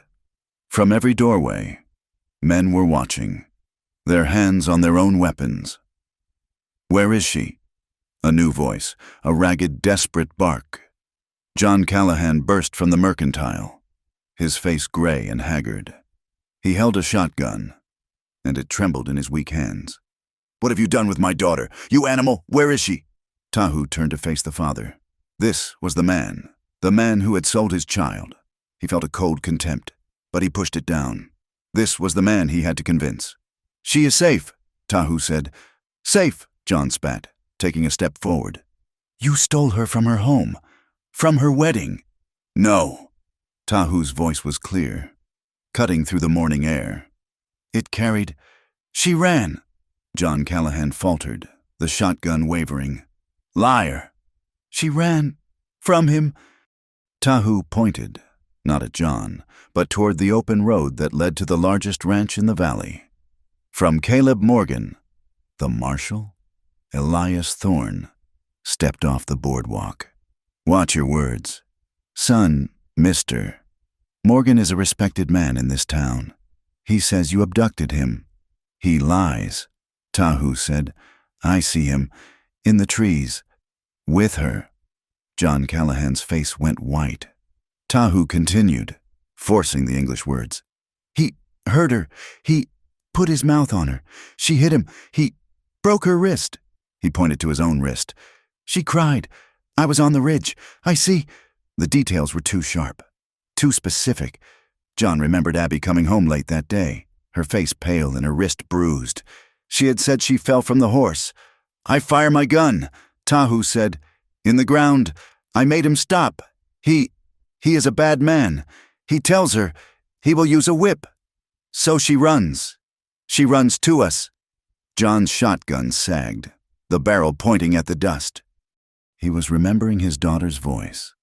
"Father, I am afraid of him. He is a cruel man." He remembered his own reply. "He is a strong man. You will do your duty. He is poisoning you." "John, can you not see it?" Caleb Morgan pushed through the gathering crowd. He was not dressed for a wedding. He was dressed for war. He wore a heavy gun belt, and his foreman, Shaw, was right behind him. His face was a mask of righteous, grieving fury. "Marshal," Caleb bellowed, pointing at Tahu. "What is this murderer doing in the center of town? Why is he not swinging from a rope? He has a story." "Caleb," Marshal Thorne said. His eyes narrowed, watching Morgan. "A story," Caleb laughed, a short, ugly sound. "He has filled her head with lies. He bewitched her, and when she would not go, he took her. He dragged her to that filthy camp." Caleb turned, playing to the crowd, his voice booming with false emotion. "He has my Abigail, my bride. He took her on the eve of our wedding." He dropped his voice, letting it fill with venom and feigned sorrow. "And God only knows what they are doing to her. What they have made her." He let the words hang, then added, "They have made her the camp's whore." The word hit the crowd like a lit match. Whore. It was the ultimate violation, the spark to ignite their deepest fears. "Hang him," a voice yelled from the back. "Get a rope. Kill the savage." The crowd surged forward, their faces twisted with rage. They had been tense onlookers. Now they were a mob. A rancher pulled his pistol. Tahu was surrounded. He was one man against 40. He could draw his knife, take 2 or 3 with him before they shot him down. His hand tensed. He looked at John Callahan's face, pale and confused. He thought of Abby. Her face when she said, "I will go back." He did not fight. He let his hands fall to his sides. He stood tall, his rifle untouched, his knife in its sheath. He let them see he was not a threat. A man, emboldened, ran up and spat in his face. Tahu did not move. He did not wipe it away. "Wait," John Callahan yelled, his voice cracking. "Stop, he came alone. He came to scout us," Caleb roared. "To see our strength. He is a spy." "No," Tahu said, his voice quiet but carrying. He did not look at the mob. He looked at John Callahan. "She is not property. She chose freedom." A large man shoved Tahu hard. Shut your mouth! Redskin! Tahu stumbled. Catching his balance, he did not raise his hands. He just stood. This was the thing that changed the air. His absolute stillness, his refusal to fight. It was not the act of a guilty man. It was not the act of a warrior caught in a raid. It was something else. Marshal Thorne saw it. He drew his pistol and fired a single shot into the sky. The blast cracked over the street, echoing off the false front buildings. The mob froze. Enough, Thorne bellowed. His voice the whip of the law. This is a town, not a wolf pack. Stand back, all of you! Caleb shoved his way forward, his face purple with rage. Marshal, this man is an admitted kidnapper. He is here. Arrest him. He admitted nothing, Thorne said, his gun still smoking. He came here of his own free will. And I will ask you once, Caleb, why would a kidnapper do that? The question settled. Men looked at each other. It was a good question. Caleb recovered instantly. To lead us into a trap. It is an old trick. He is a spy. He is testing our resolve. Arrest him. Marshal, arrest him for kidnapping, for inciting this violence. Thorne looked at Tahu, then at the mob. He was trapped. He could not let them hang the man. That was murder. But he could not let him go. That was political suicide. He holstered his pistol. Son, he said to Tahu, I am placing you under arrest for kidnapping and for your own protection until I can sort this out. 2 deputies, emboldened now, grabbed Tahu's arms. He did not resist. They twisted his arms behind his back, binding his wrists with a rope. He looked at Caleb Morgan. Caleb smiled, a thin, triumphant sneer. They shoved Tahu toward the small adobe jail, the crowd parting, jeering and spitting.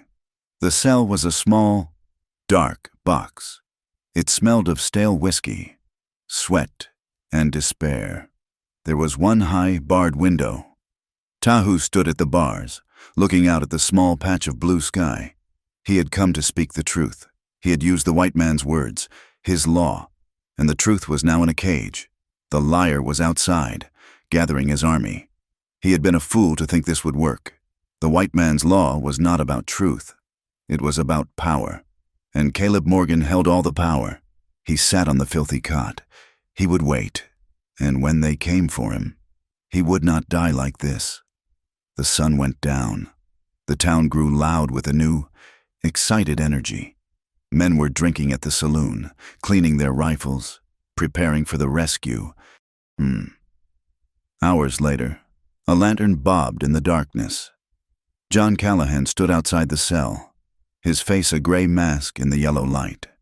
He was alone. He stared at the Comanche warrior for a long time. Why? John finally rasped, his breath catching in a cough. Why did you really come here? It was a trick. No trick, Tahu said. I come to stop the killing. Your daughter. She want to come, to give herself to him, to save my people. I said no. John's blood ran cold. Abby, willing to go back to that animal. You are lying, John whispered. You wanted her. Tahu looked at the old, sick man. She has a strong heart, a spirit, like a... He searched for the word. A horse, a white horse, free... John Callahan grabbed the bars. His knuckles were white. What did you say? A white horse, Tahu repeated, confused. John stared, his memory tearing open. A day, 12 years ago. The wagon train. A broken axle near the deep ravine. Little Abby, she was 6, almost 7. She had wandered off, chasing a butterfly. They had searched for hours, his wife screaming, his own heart cold with terror. They had found her at dusk, asleep by the creek, her dress torn. She had babbled about a boy, a nice boy, she had said, a boy with paint on his face, who had found her by the cliff edge. He had given her water in his cupped hand, shushed her crying, and pointed her back toward the smoke of their wagons. They had dismissed it. A child's sundream, a fantasy. He looked at Tahu. He looked at the hard lines of his face, the scar on his chin, the dark, steady eyes. My God, John whispered. The lantern shook in his hand. It was you. You were the boy. Tahu's own memory, the one he always pushed aside, clicked into place. The little girl with the sungrass hair, crying, lost. He looked at John Callahan, and he nodded. She was lost, he said. John Callahan sagged against the bars, his legs giving way. The world had just tilted and reset itself. This savage, this animal, was the man who had saved his daughter's life. And he, John Callahan, had just sold that same daughter to a monster, betraying a life debt he had never even known he owed. The sickness, the guilt, the weakness, it all burned away, replaced by a single, cold, clarifying rage. He turned from the jail, his back straighter than it had been in a year. He walked directly to the marshal's office. The room was thick with cigar smoke. Caleb was there, along with the young Army lieutenant from the fort and his own foreman, Shaw. They were bent over a map. "We ride at dawn," Caleb was saying, his finger jabbing the map. "A punitive expedition. We hit them here, at the pass."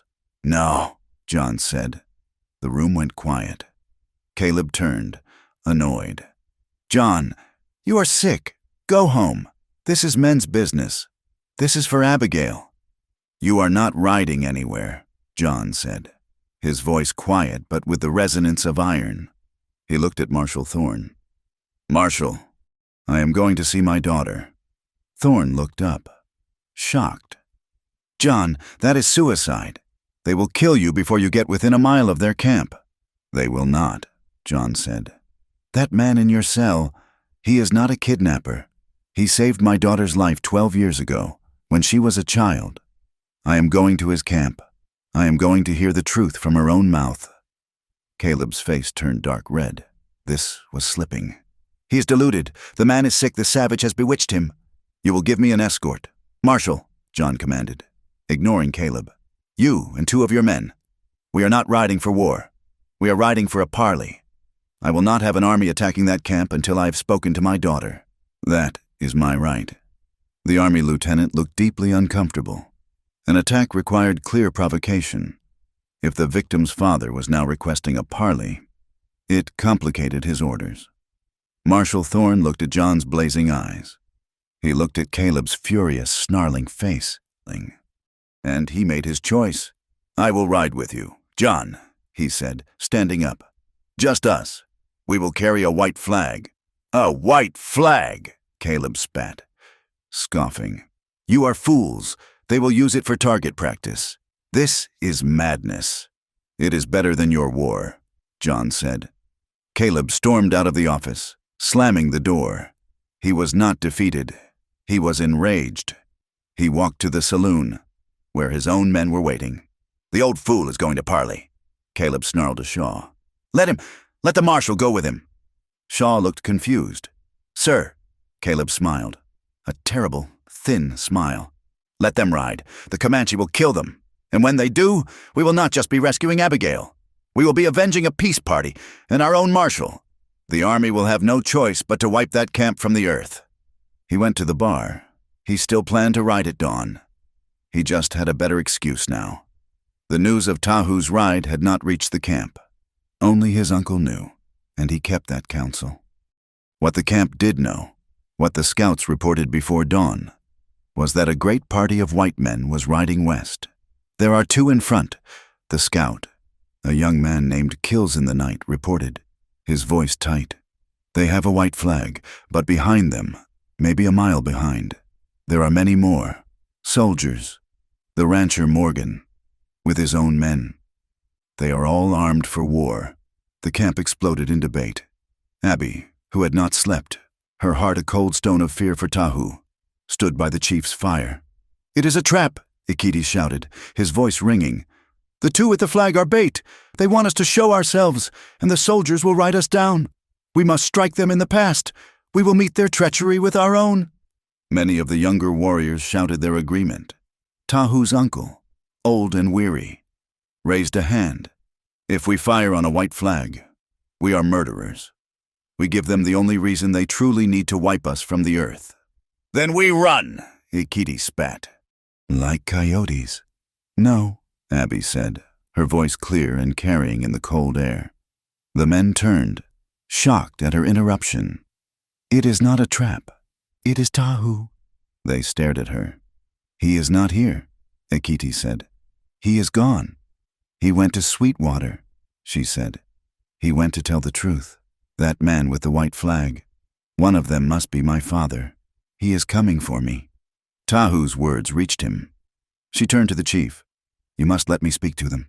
If you fire on them, Tahu's ride was for nothing." "Would you trust your father?" Ekiti sneered. "The man who sold you, I would have you trust Tahu," she replied, her gaze level. "Let me go out. Let me meet them. Not as a warrior, as a messenger. I will go, and the women, and the elders. If they see us, if they see I am not a captive, my father will stop this. He will stop Caleb." The chief looked at her, his ancient eyes seeing the truth in her plea. It was the only path. It was a thin thread of hope, but it was better than the certain death of Ekiti's ambush. "It is decided," he said. "We will meet them, but the warriors will be ready." Abby ran to her lodge. She did not dress as Abigail Callahan. She braided her hair tightly, the Comanche way. She wore the soft buckskin tunic and leggings the women had given her. This was her choice. She was not a white woman being rescued. She was a Nermernu woman defending her home. She mounted Star, the chief and 3 other elders, their faces set like stone, mounted their own ponies. They rode out from the camp, leaving the pass behind, and stopped on the low, wide plain that separated the 2 worlds. They saw them coming. 2 riders, approaching slowly. Behind them, as the scout had said, a line of perhaps 20 men, a mix of blue-coated soldiers and hard-faced cowboys, their rifles gleaming. The 2 riders stopped, perhaps 60 yards away. Abby's heart leaped. Her father. He looked terribly ill, slumped in his saddle, but his eyes were burning. Beside him was Marshal Thorne, who held a long stick with a dirty white cloth tied to it. Behind them, she saw him, Caleb Morgan, his face dark with fury. "Abigail." Her father's voice was a raw, broken cry. He saw her, alive, unbound, dressed in the clothes of her captors. "Abigail, are you harmed?" "Father," she called, her voice clear and strong, the wind ripping the word from her lips. "I am not harmed. I am safe. I was not taken." John Callahan sagged, a great, shuddering breath leaving him. The terror of the last day and night broke, leaving only a profound, shaking relief. "Abby, then come home. Please, come home. We can—" Caleb Morgan spurred his horse forward, pushing past Marshall. He saw his narrative, his perfect excuse for war, dissolving in the morning sun. "It is a trick," he bellowed, his voice carrying to his men behind him. "Can you not see they have bewitched her? She is one of them. Look at her, dressed like a savage."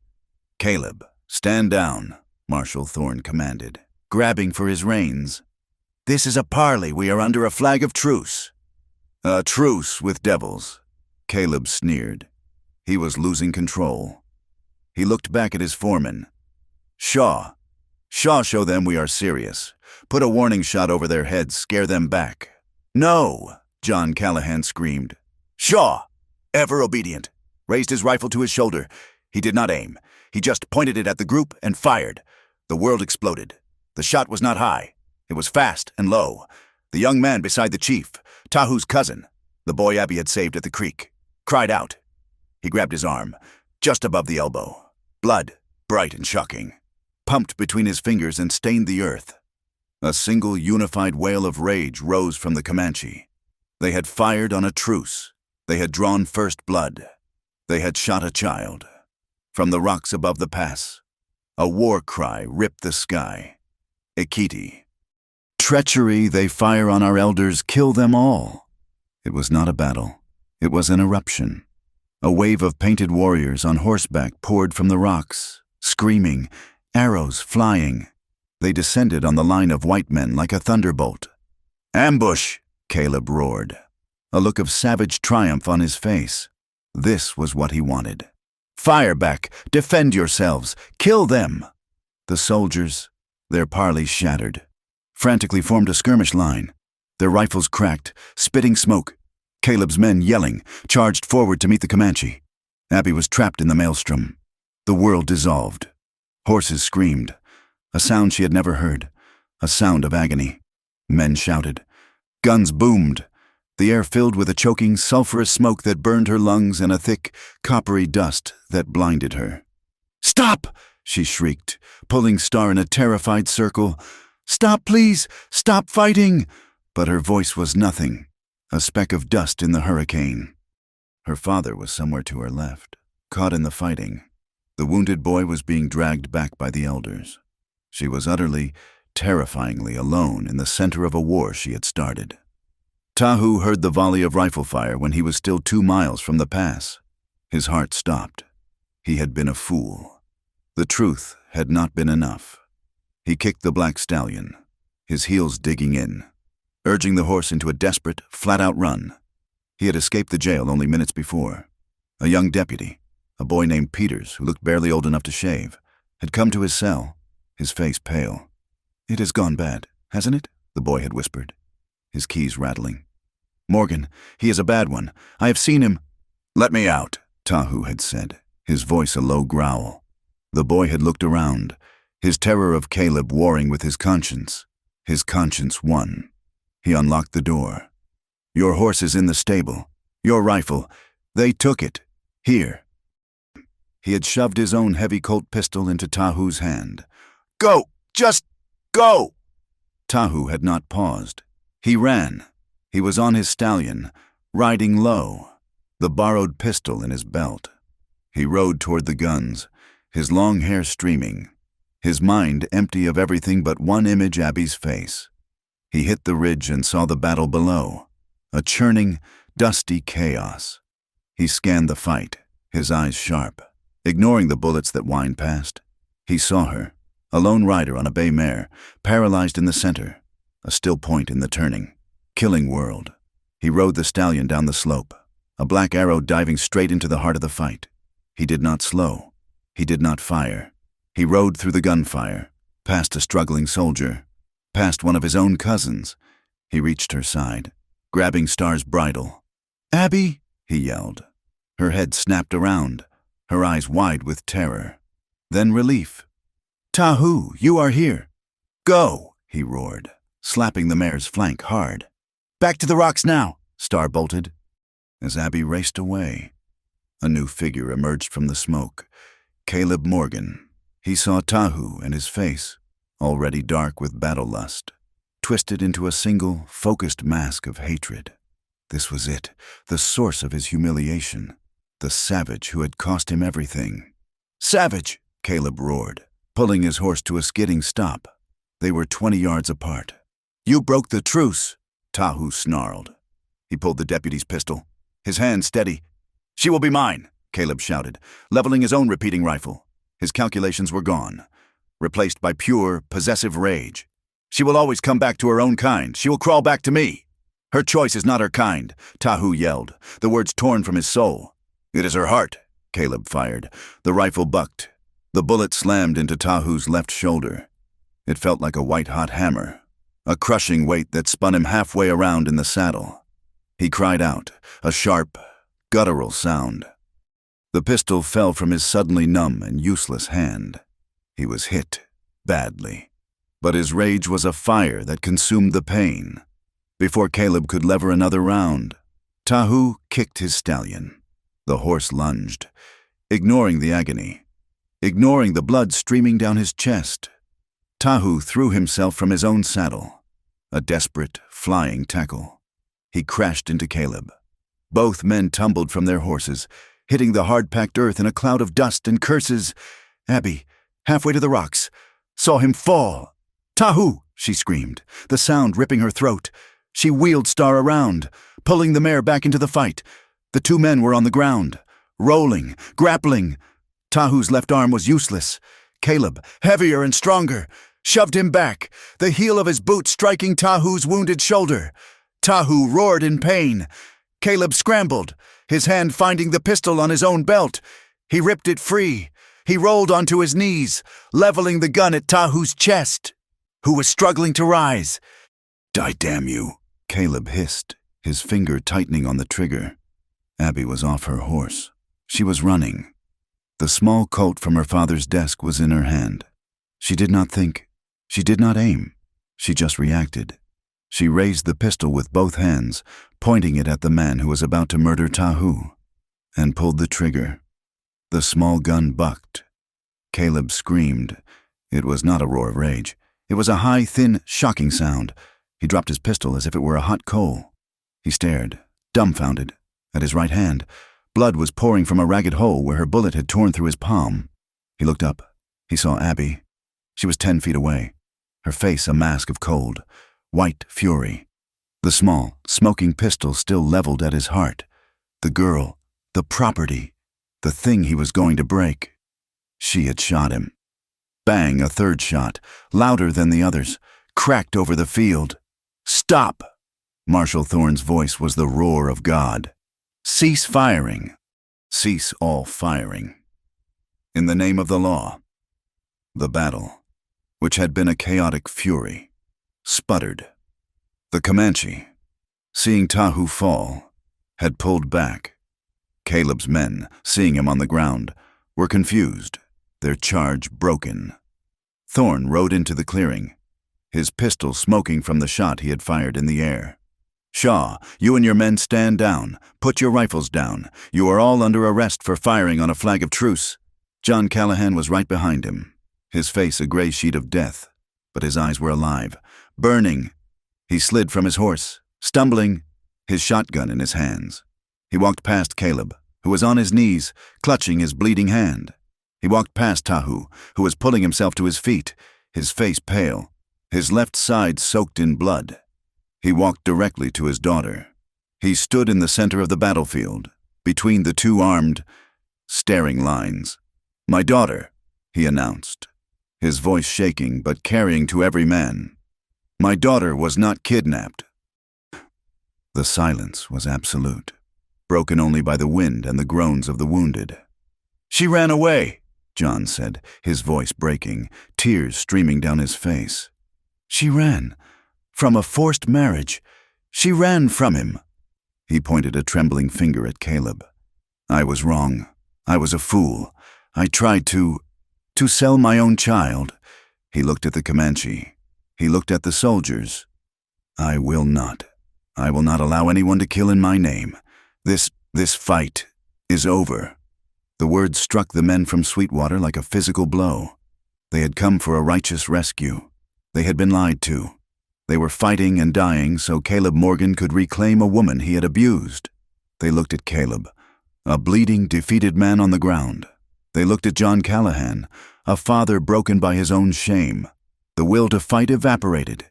It was over. The silence on the battlefield was heavier and louder than the gunfire had been. It was a vacuum, holding the smell of sulfur, dust, and new blood. Every eye, Comanche and white, was fixed on the three figures near the center: John Callahan, broken and weeping, Caleb Morgan, kneeling, clutching his shattered hand, and Abigail, standing over the man she had shot, her pistol still smoking. Marshal Thorne was the first to move. The law, however thin, had to be restored. He walked his horse over, dismounted, and stood looking down at Caleb. His face was granite. "Caleb Morgan," Thorne said, his voice hard, "you are under arrest for inciting a riot, for firing on a flag of truce, and for assault against Miss Callahan by her father's testimony." Caleb looked up, his face a mask of disbelief and agony. He had lost. It was impossible. He looked at Abby. She was not looking at him. She was already moving, rushing to Tahu, who was leaning on his stallion, his entire left side a sheet of dark, wet red. That sight of her turning her back on him and running to him broke the last dam of Caleb's control. "You!" he screamed, his voice a ragged shriek that clawed the air. He stumbled to his feet, cradling his ruined hand. "You did this! You shot me, you! You whore, you savage-loving whore!" The men from Sweetwater, the men who had formed his posse, stared. This was the pure, innocent bride they had come to rescue. And her intended, the man of property, was screaming filth at her. "She is a traitor to her race," Caleb raved, his eyes wild, spittle flying from his lips. "She slept in his lodge. She is his property now. She is spoiled filth, like all of them." Marshal Thorne did not hesitate. He struck Caleb across the face with his good hand, a hard, open-palmed blow that snapped Caleb's head back and silenced him. "That is enough," Thorne said, his voice shaking with disgust. "Deputies, bind this man. He is done talking." His own men, the ones who had followed him so blindly, looked at him with cold, dead eyes. Their loyalty, built on greed and fear, had vanished. They watched as Thorne's deputies tied Caleb's one good hand behind his back. His power had evaporated. He was just a bleeding, screaming man, stripped bare in front of two worlds. On the other side of the small clearing, Abby reached Tahu. "You are hurt," she whispered, her hands hovering, afraid to touch the wound. He was pale, his skin clammy with sweat, but he was standing. "It is a scratch," he lied, his voice a low grunt. He was leaning all his weight on his horse. The Comanche chief and the elders rode forward, their faces grim. Akiti and the other warriors were still on the ridge, their bows drawn. Ready, the battle had paused, but the war was not over. Marshal Thorne approached them, holding his hand up, palm out. He looked at Tahu's uncle. "Chief," Thorne said, his voice respectful. "This fight was one man's lie, not ours. The man who lied is under arrest. We honor the parley." The chief looked at the marshal. Then he looked at Tahu, bleeding. Then at Tahu's cousin, who was clutching his own arm, his face pale. Abby stepped between them. She looked at the chief, then at Thorne. "He asks," she said, her voice shaking as she translated the chief's hard, guttural words. "Why they fired? He says you broke the truce." "It was Morgan's man," Thorne said, his face grim. "A man acting on a lawless order. That man will also be tried. We did not come for this. We came for her." "She is not to be taken," the chief said, and Abby translated, his words sounding like stones in her mouth.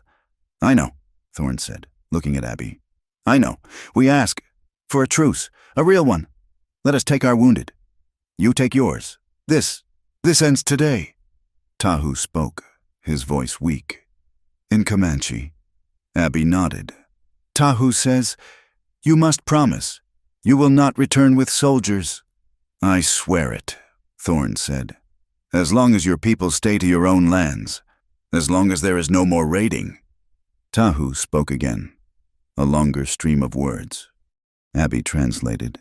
"He says his people will return any stock, any cattle that strayed in the fight. We do not want your things. We just want peace." She looked at Thorne. "And he says we need to trade for food, for medicine, not just for bullets." Thorne looked at the hard, proud faces. He looked at Tahu, a warrior who had come in peace and was now bleeding. He looked at Abby, who stood between them. I will allow it," Thorne said. "A traitor, one man, he can come. The truce is made." He nodded. The chief nodded. The tension on the field broke. It was over. As the marshal and his men began securing Caleb and tending their own wounded, John Callahan approached his daughter. He had been standing apart, watching, his face a mask of incomprehensible emotions. He had seen her shoot a man. He had seen her take command, translating between two armed camps. This was not the girl he had tried to sell. He stopped in front of her. Tahu was still beside her, his hand gripping his stallion's mane to stay upright. John looked at his daughter, his eyes overflowing. His sickness, his shame, his weakness. It all crashed down on him. His legs gave out. He did not bow. He collapsed. He fell to his knees in the bloody dust, at his daughter's feet. "Abigail," he wept, his voice a terrible, tearing sound. My girl, my child, what have I done to you?" He was not just apologizing for the wedding. He was apologizing for her entire life, for his weakness, for his blindness, for failing her, I sold your freedom. I sold your soul. For dirt. For nothing." Abby's own tears came. She knelt in the dust with him, her buckskin dress pressing against his ruined suit. She grabbed his frail shoulders. "Father, get up. Please, get up." "I cannot," he choked out. "I cannot look at you. After what Father, listen to me," she said, her voice fierce. "I only ever wanted you to live. I only wanted you to be safe." She held his face, forcing him to look at her. "But not like that. Not at the cost of my life. Not at the cost of my soul." He looked at her, really looked at her. He saw the strength. He saw the woman she had become. "I was wrong," he whispered. "I was so wrong. Forgive me." "I forgive you," she said, and she hugged him, his thin, shaking body against hers. It was the absolution he craved, and the end of her childhood. She helped him to his feet, and then, standing between her father and the man she loved, she made her final choice. The world was watching. The settlers, the soldiers, the Comanche. She let go of her father's arm. She turned to Tahu. He was watching her, his dark eyes clouded with pain, but clear with a question he would not ask. She took his hand, his right hand, the one that was not slick with his own blood. She held it up, a public and undeniable gesture. She faced the crowd. She faced both sides. "I am not Caleb Morgan's property," she said, her voice ringing out, clear and strong. "I do not belong to my father. I do not belong to any man as a thing to be bought or sold." She looked at the staring, shocked faces of the people from Sweetwater. "I ran away, and I am not going back. I choose to be here. I choose to stand with Tahu." She turned her gaze, soft now, to him. If he will have me." The silence was profound. Every settler, every soldier, stared, aghast. She had chosen a savage. She had chosen the enemy. Tahu looked at her. He was pale, swaying on his feet. The world was beginning to spin, the edges of his vision going gray. But he saw her. He saw her choice. He saw her loyalty. He used his last reserve of strength. He stood tall. He did not look at the crowd. He looked only at her. "I do not own you, Abigail," he said, his voice a hoarse whisper, but it carried. "I will never own you. I only wish to walk beside you, if you will let me." It was his answer. It was his vow. It was everything Caleb Morgan was not. Some of the women from Sweetwater gasped. One crossing herself, Ikiti, on the ridge, scowled. This was not a victory, in his eyes. But Tahu's uncle, the old chief, looked at the two of them. He looked at Tahu, who had faced the white man's law. He looked at Abby, who had faced the white man's violence. "The wind brought her," the old man murmured in his own tongue. "It seems she belongs to the storm." The marshal and his men began the long, slow ride back to Sweetwater. Caleb Morgan was tied to a horse, his face a mask of silent, murderous rage. His power was broken. His story was no longer his to write. He would be taken to the fort to face trial for his crimes. His reign was over. The Comanche warriors came down from the rocks. The truce was real. They began to tend their wounded. Abby turned back to Tahu. The declaration was made. The enemy was gone. The adrenaline that had held him upright vanished. His eyes rolled back. His knees buckled. "Tahu!" she screamed. He collapsed, a dead weight, falling into her arms. The field, the sky, his people, all of it faded to black. He woke to pain and heat. He was in his lodge. A small fire burned, but the heat was inside him. It was a fever, a fire in his blood, hotter than any sun. He was on his pallet of furs. He tried to move, but a lance of agony shot through his shoulder, and he fell back, gasping. "Be still." Her voice. She was there. He blinked, his eyes blurring. She was kneeling beside him, her face pale in the firelight. She was holding a wet cloth. She had been there for hours, perhaps a day. The bullet had torn through the muscle of his shoulder, missing the bone, but it had left a ragged, angry wound. She had cleaned it, her stomach churning. using water she had boiled, the one piece of white world knowledge she could offer. The old woman had come, looked at her work, and nodded. They had given her a poultice of bitter herbs, which she had applied. Now, she was just fighting the fever. He was naked to the waist. In the firelight, she saw him clearly for the first time. His body was a map of his life. Old scars, thin and white, from arrows or claws.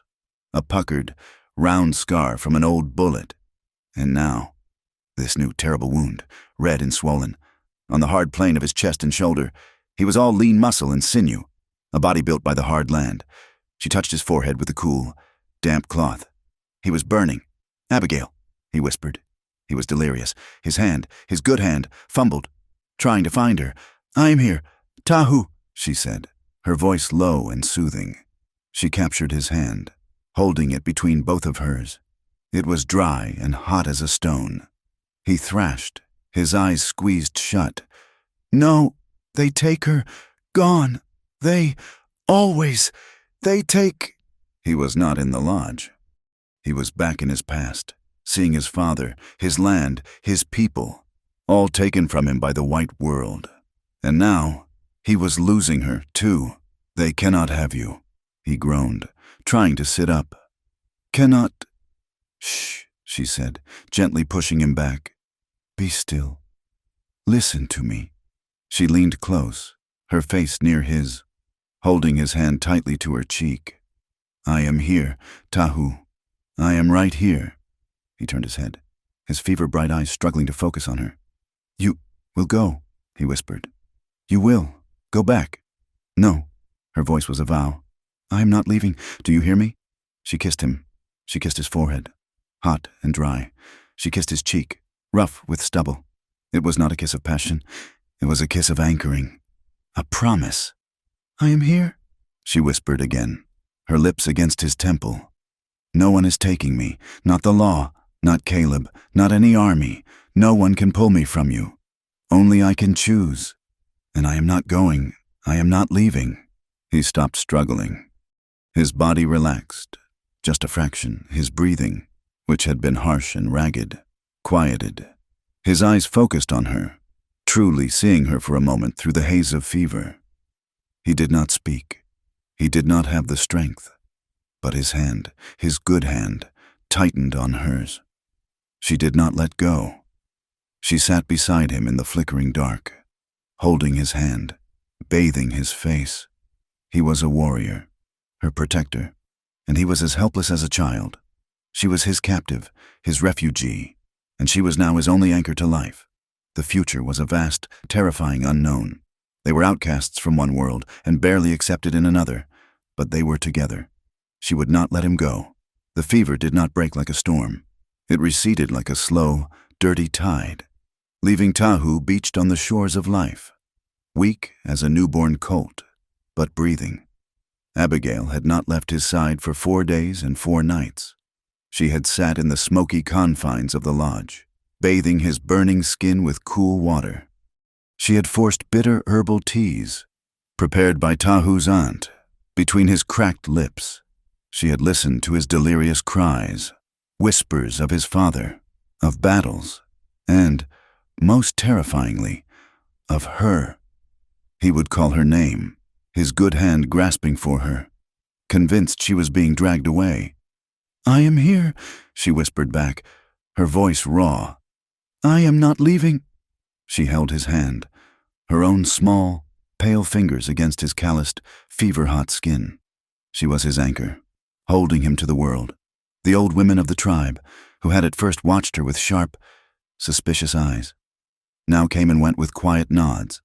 They would leave bundles of dried herbs or a small bowl of broth. She had fought the fever with them. She had not flinched. She had earned her place by that fire. When he finally woke up, his eyes clear and sane, he just looked at her. He saw the exhaustion etched around her eyes, the buckskin tunic stained with his sweat. He said nothing. He simply raised his good hand, slowly, and touched her hair. It was enough. The prairie, too, seemed to exhale. A gentle, steady rain began to fall, the first in almost 6 months. It fell for 2 days, washing the blood from the battlefield, settling the dust, and turning the vast brown world a pale, trembling shade of green. The air smelled clean. The truce was held in Sweetwater. The story of the fight on the plain was told and retold in the saloon. It became a legend, its shape changing with every telling. In some versions, Caleb Morgan was a fallen hero, betrayed by a bewitched woman. In others, he was a cold-hearted devil who got what was coming to him. Most men, however, just shook their heads, bought another whiskey, and agreed that Abigail Callahan, God rest her, was either the bravest woman in the West or the most dangerously insane in the Comanche camp. The story was simpler. They sang a new song around the fire. It was not a song of victory, but a song of survival. It was the song of the warrior who had walked into the white man's den, and of the white horse woman who had shot the snake man just as he was about to strike, when Tahu was strong enough to walk, his shoulder tightly bound, his arm in a sling. Abby knew she had to leave. "My father," she told him one morning, her hand resting on his good arm. He just nodded, his face solemn. He understood duty. He understood family. Riding Star back to the Callahan Ranch felt strange, like visiting a house from a dream. The land was the same, but she was not. She found her father not in his study, but in his bed. He was thinner, his skin like old paper, but the desperate, angry fear was gone from his eyes. He watched her as she entered the room. He looked at her buckskin clothes, at the new way she braided her hair, at the calm certainty in her face. He did not scold. He did not accuse.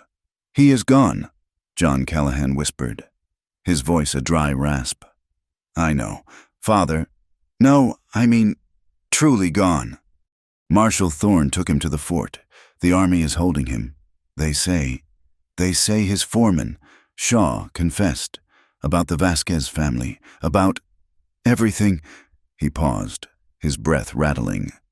"The bank in Austin. They are reviewing the loans. They say Caleb. His title was not clear. We have time." Abby sat on the edge of his bed. She did not know what to say. You look well, Abigail," he said, a small, sad smile touching his lips. "You look strong." "I am father," she said. She became a creature of 2 worlds. She was a bridge, walking between the dying past and the uncertain future. For a handful of days, she would stay at the ranch, managing the 2 hired hands who now looked at her with pure, terrified respect. She cooked for her father, the simple broths and stews he could keep down. She mended the fences that had been broken in the skirmish. Then, she would mount Star and ride west, to the Comanche camp. There, she sat by Tahu's fire. She took her share of the work, scraping hides, gathering roots, her hands growing calloused and strong. And she became the voice of the truce. Marshal Thorne, true to his word, had sanctioned a traitor, a lean, silent man named Silas, who feared no one and respected only a good bargain. Abby was the go-between. She would stand between the chief's lodge and Silas's wagon, translating. "Tahu's uncle," she would say to Silas, "asks if you will trade 3 sacks of flour, 20 pounds of coffee, and a case of rifle cartridges for 15 prime buffalo hides." "Tell him," Silas would grumble. "The cartridges are dear, but I will do it, if he throws in those 2 painted shields." "He says," she would reply to the chief in Comanche, "that the metal cartridges are worth more than our lives. He will do it, but he wants the shields of your grandfather." Tahu's uncle would laugh, and the bargain would be struck. She translated for Tahu, too. His new status in the tribe was absolute. He was not just a warrior, he was a leader, a man who had seen the inside of the white man's jail and returned. He began organizing the horse herds, breeding as fast. Tough war ponies with the larger, stronger mares from the abandoned Morgan Ranch. He was creating a new line, horses that could survive the prairie and pull a plow. He was, in his own way, building an ark. The peace was a thin sheet of ice over a deep, cold river, but it held. One afternoon, a wagon approached the camp, flying its own small, white flag. It was not Silas. It was Mrs. Davies, the preacher's wife, and the blacksmith's wife, Mrs. O'Malley. They were terrified, but their curiosity, fanned by the wild stories in town, had overcome their fear. They brought a bolt of red calico cloth and 2 large bags of salt. Abby met them, flanked by Tahu's aunt, an imposing, stern woman. "My dear Abigail," Mrs. Davies breathed, her eyes wide, taking in Abby's buckskin clothes and her braided hair. We came to see if you were, well." "I am well, Mrs. Davies," Abby said, her voice calm. "We brought gifts for the ladies of the camp," Abby translated. Tahu's aunt looked at the women, then at the bright red cloth. A small, rare smile touched her lips. She nodded, then disappeared into her lodge. She returned a moment later with a pair of beautifully beaded moccasins and a small, painted leather bag. She handed them to the astonished women. No more words were spoken. A trade had been made. A new, fragile thread of understanding had been woven. Abby's lessons with the children continued. She sat in the dirt, drawing the letters of the white man's world. "CAT," she would say, drawing a small, clumsy picture of a bobcat. They needed this. She knew. The world was closing in. Tahu was right. They had to learn to bend, or they would all break. In return, the old woman taught her. They taught her the songs, the ancient rhythmic chants that told the stories of their people. They showed her which roots could heal a wound, and which leaves, when chewed, could take away pain. She was no longer a visitor. She was becoming Nermernu. Tahu's shoulder healed. The bullet had missed the bone, leaving a long, puckered scar that he would carry as a reminder. He was quieter now. The fiery anger of his youth had been tempered, replaced by the heavy, thoughtful gravity of a man who had to make choices for his people. One night, when the moon was a perfect silver dollar, he came to her. He was not in his simple leggings. He was dressed in his finest buckskins, decorated with intricate quill work. He took her hand. "Walk with me," he said. He led her not to the ridge, but to the center of the camp, where a large fire burned. The entire tribe was gathered, waiting, silent. His uncle, the chief, stood before the flames. "Abigail Callahan," Tahu said, his voice quiet, but it carried in the clear, cold air. "You came to us as a refugee. You have stayed as a friend. You are a woman of 2 worlds. He looked at her, his dark eyes serious in the firelight. "You cannot live in my lodge as my guest, and I will not live without you." Abby's heart felt so full it ached. He held out his hand. In his palm was a thin, braided leather cord, dyed a deep, earthy red. "This is the bond," he said. "In my world, it is stronger than paper." She looked at him, at the truth in his eyes. A shadow of the past, of Preacher Davies, crossed her mind. I am not a good wife. Tahu, I am not obedient." A small smile touched his lips. "I do not ask for obedience," he said. "I ask for your heart, as you have mine." She took the cord. He took her left wrist and gently, reverently, tied the leather cord around it. He held up his own wrist. He wore a matching one. His uncle began to chant, a low, ancient song that seemed to rise from the earth itself.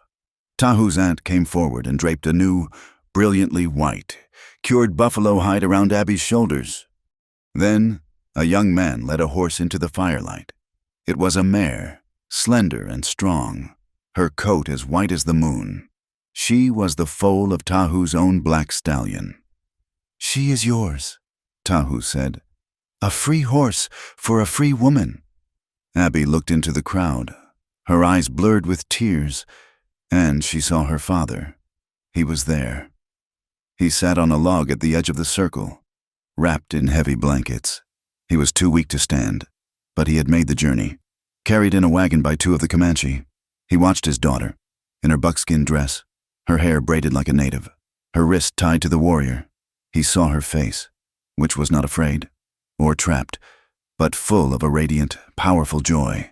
And John Callahan, for the first time in his daughter's memory, smiled. It was a true smile, a smile of peace, and of release. There was no preacher. There was no paper. There was only the fire, the song, and the promise. In the eyes of the white man's law, she was a spinster, a ruined woman living in sin. In the eyes of the earth, the sky, and their two families, she was a wife. Her new life was not just about survival. It was about purpose. From her father's ranch, using his pen and paper, she began to write. She wrote to her cousin in Philadelphia, a woman who had once attended a dinner with a senator. "I am writing to you," she wrote, her hand steady and clear, "not as your cousin Abigail, but as the wife of Tahu, a chief of the Nermernu. You have been told lies about this land. You have been told these people are savages. I tell you now, they are fathers and mothers and children, and they are dying. The savage I knew was a white man named Caleb Morgan, a man who attended church and who would have burned children in their beds for water. Do not send more soldiers. Send men of peace. Send traders. We are living on a razor's edge, and your government is pushing us all into the fire." She became a voice, an unofficial, strange, and persistent ambassador for the people who had taken her in. John Callahan, in his final months, found his own redemption. He could not ride, but he could act. He had Marshal Thorne draw up a legal paper.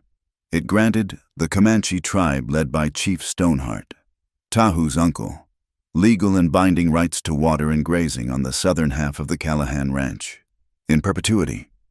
"It is not a gift," he told Abby, his voice a dry rasp, as he signed it. "It is a debt, long overdue." When new settlers, drawn by the news of Caleb's fall, came to the valley, they saw the Comanche horses watering at the Callahan Spring. When they tried to drive them off, they were met by John Callahan himself, sitting on his porch, his shotgun across his lap, and a legal paper nailed to his door. He had become, in his final days, a fierce protector of his new, extended family. News of Caleb Morgan drifted back to Sweetwater like tumbleweeds.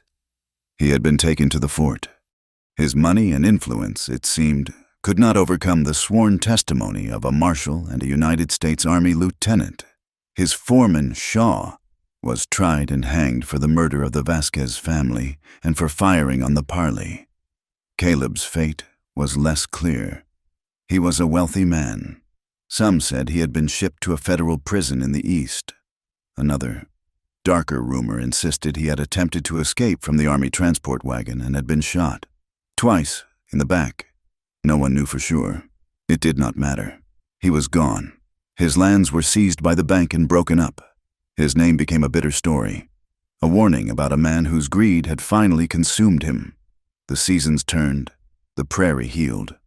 John Callahan died peacefully in his sleep one night, his daughter holding his hand. It was a warm summer evening, nearly a year after the battle. Abby and Tahu sat on their ridge, the high place that overlooked the valley. It was their place. Below them, to the east, twinkled the single lonely light of the Callahan ranch house, now tended by the two hired hands Abby trusted. To the west, the fires of the Comanche camp burned bright and steady, a constellation of life. They sat in a long, comfortable silence, their hands intertwined. Her leather cord and his were worn smooth. "Do you remember?" she asked, her voice soft. "That night I first came in my breeches, covered in mud, with my father's pistol. I must have looked like a madwoman." He turned to her. A slow smile touched his lips, a rare and beautiful sight that still made her heart catch. "I remember the wedding dress," he said, his voice a low tease. "The white one, torn. You looked very beautiful." She laughed, leaning her head against his good shoulder. The scar was there, but the arm was strong. "And you," she said, "riding into Sweetwater alone. I thought you were the bravest, most foolish man I had ever seen." "I was," he agreed, his arm tightening around her, pulling her close. "I was terrified. I thought I would never see you again." "I am here," she whispered, looking out at the two sets of lights. The pain of the past was not gone. It was part of them. The scars remained. Tahu's shoulder always ached when the cold came. Abby still woke sometimes from dreams of Caleb's pail, Icy eyes. The world was still dangerous. The army was still out there. The future was not a promise. It was a path they had to cut. Every single day. But they were together. It was not a life of perfect peace. But it was a life. And it was theirs. 2 years passed. The wind still blew, but the world it blew across had changed. The lines on the white man's maps had hardened, becoming real fences and reservation boundaries. The great ocean of grass was being cut into squares. Many of the people, the Nurmurnu and others, had been forced onto the lands near the forts, where they learned the taste of government beef and the slow death of waiting. But Tahu's band, through the truce and the legal paper John Callahan had left behind, held on. They were an anomaly. They had a zone, a piece of paper that Marshal Thorne defended in the territorial courts, granting them rights to their valley and the Callahan Spring. It was not freedom, not the endless freedom of the bison hunt, but it was theirs. Sweetwater grew.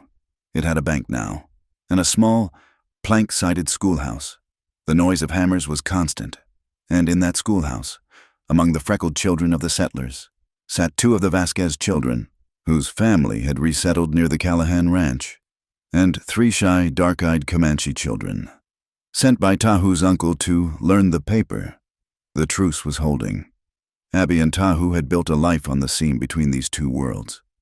Their home was a strange and wonderful hybrid, built on the land her father had left her, near the spring. It was a sturdy, 1-room log cabin, built with Tahu's skill and the help of his people, but attached to the back wall, through a heavy, hide-flapped doorway, was a traditional Comanche lodge, round and warm, its poles pointing to the sky. They lived in both, and they were not alone. A small boy, just over a year old, ran laughing through the dirt between the cabin and the lodge. His name was John Tahu, but they called him Hawk. He had his father's night-black eyes, set in a face that held his mother's softer lines. His hair was the color of dark, rich earth, not quite black, not quite brown. He was a perfect fusion of the 2. He toddled unsteadily, a small, vibrant symbol of a world that everyone had said was impossible.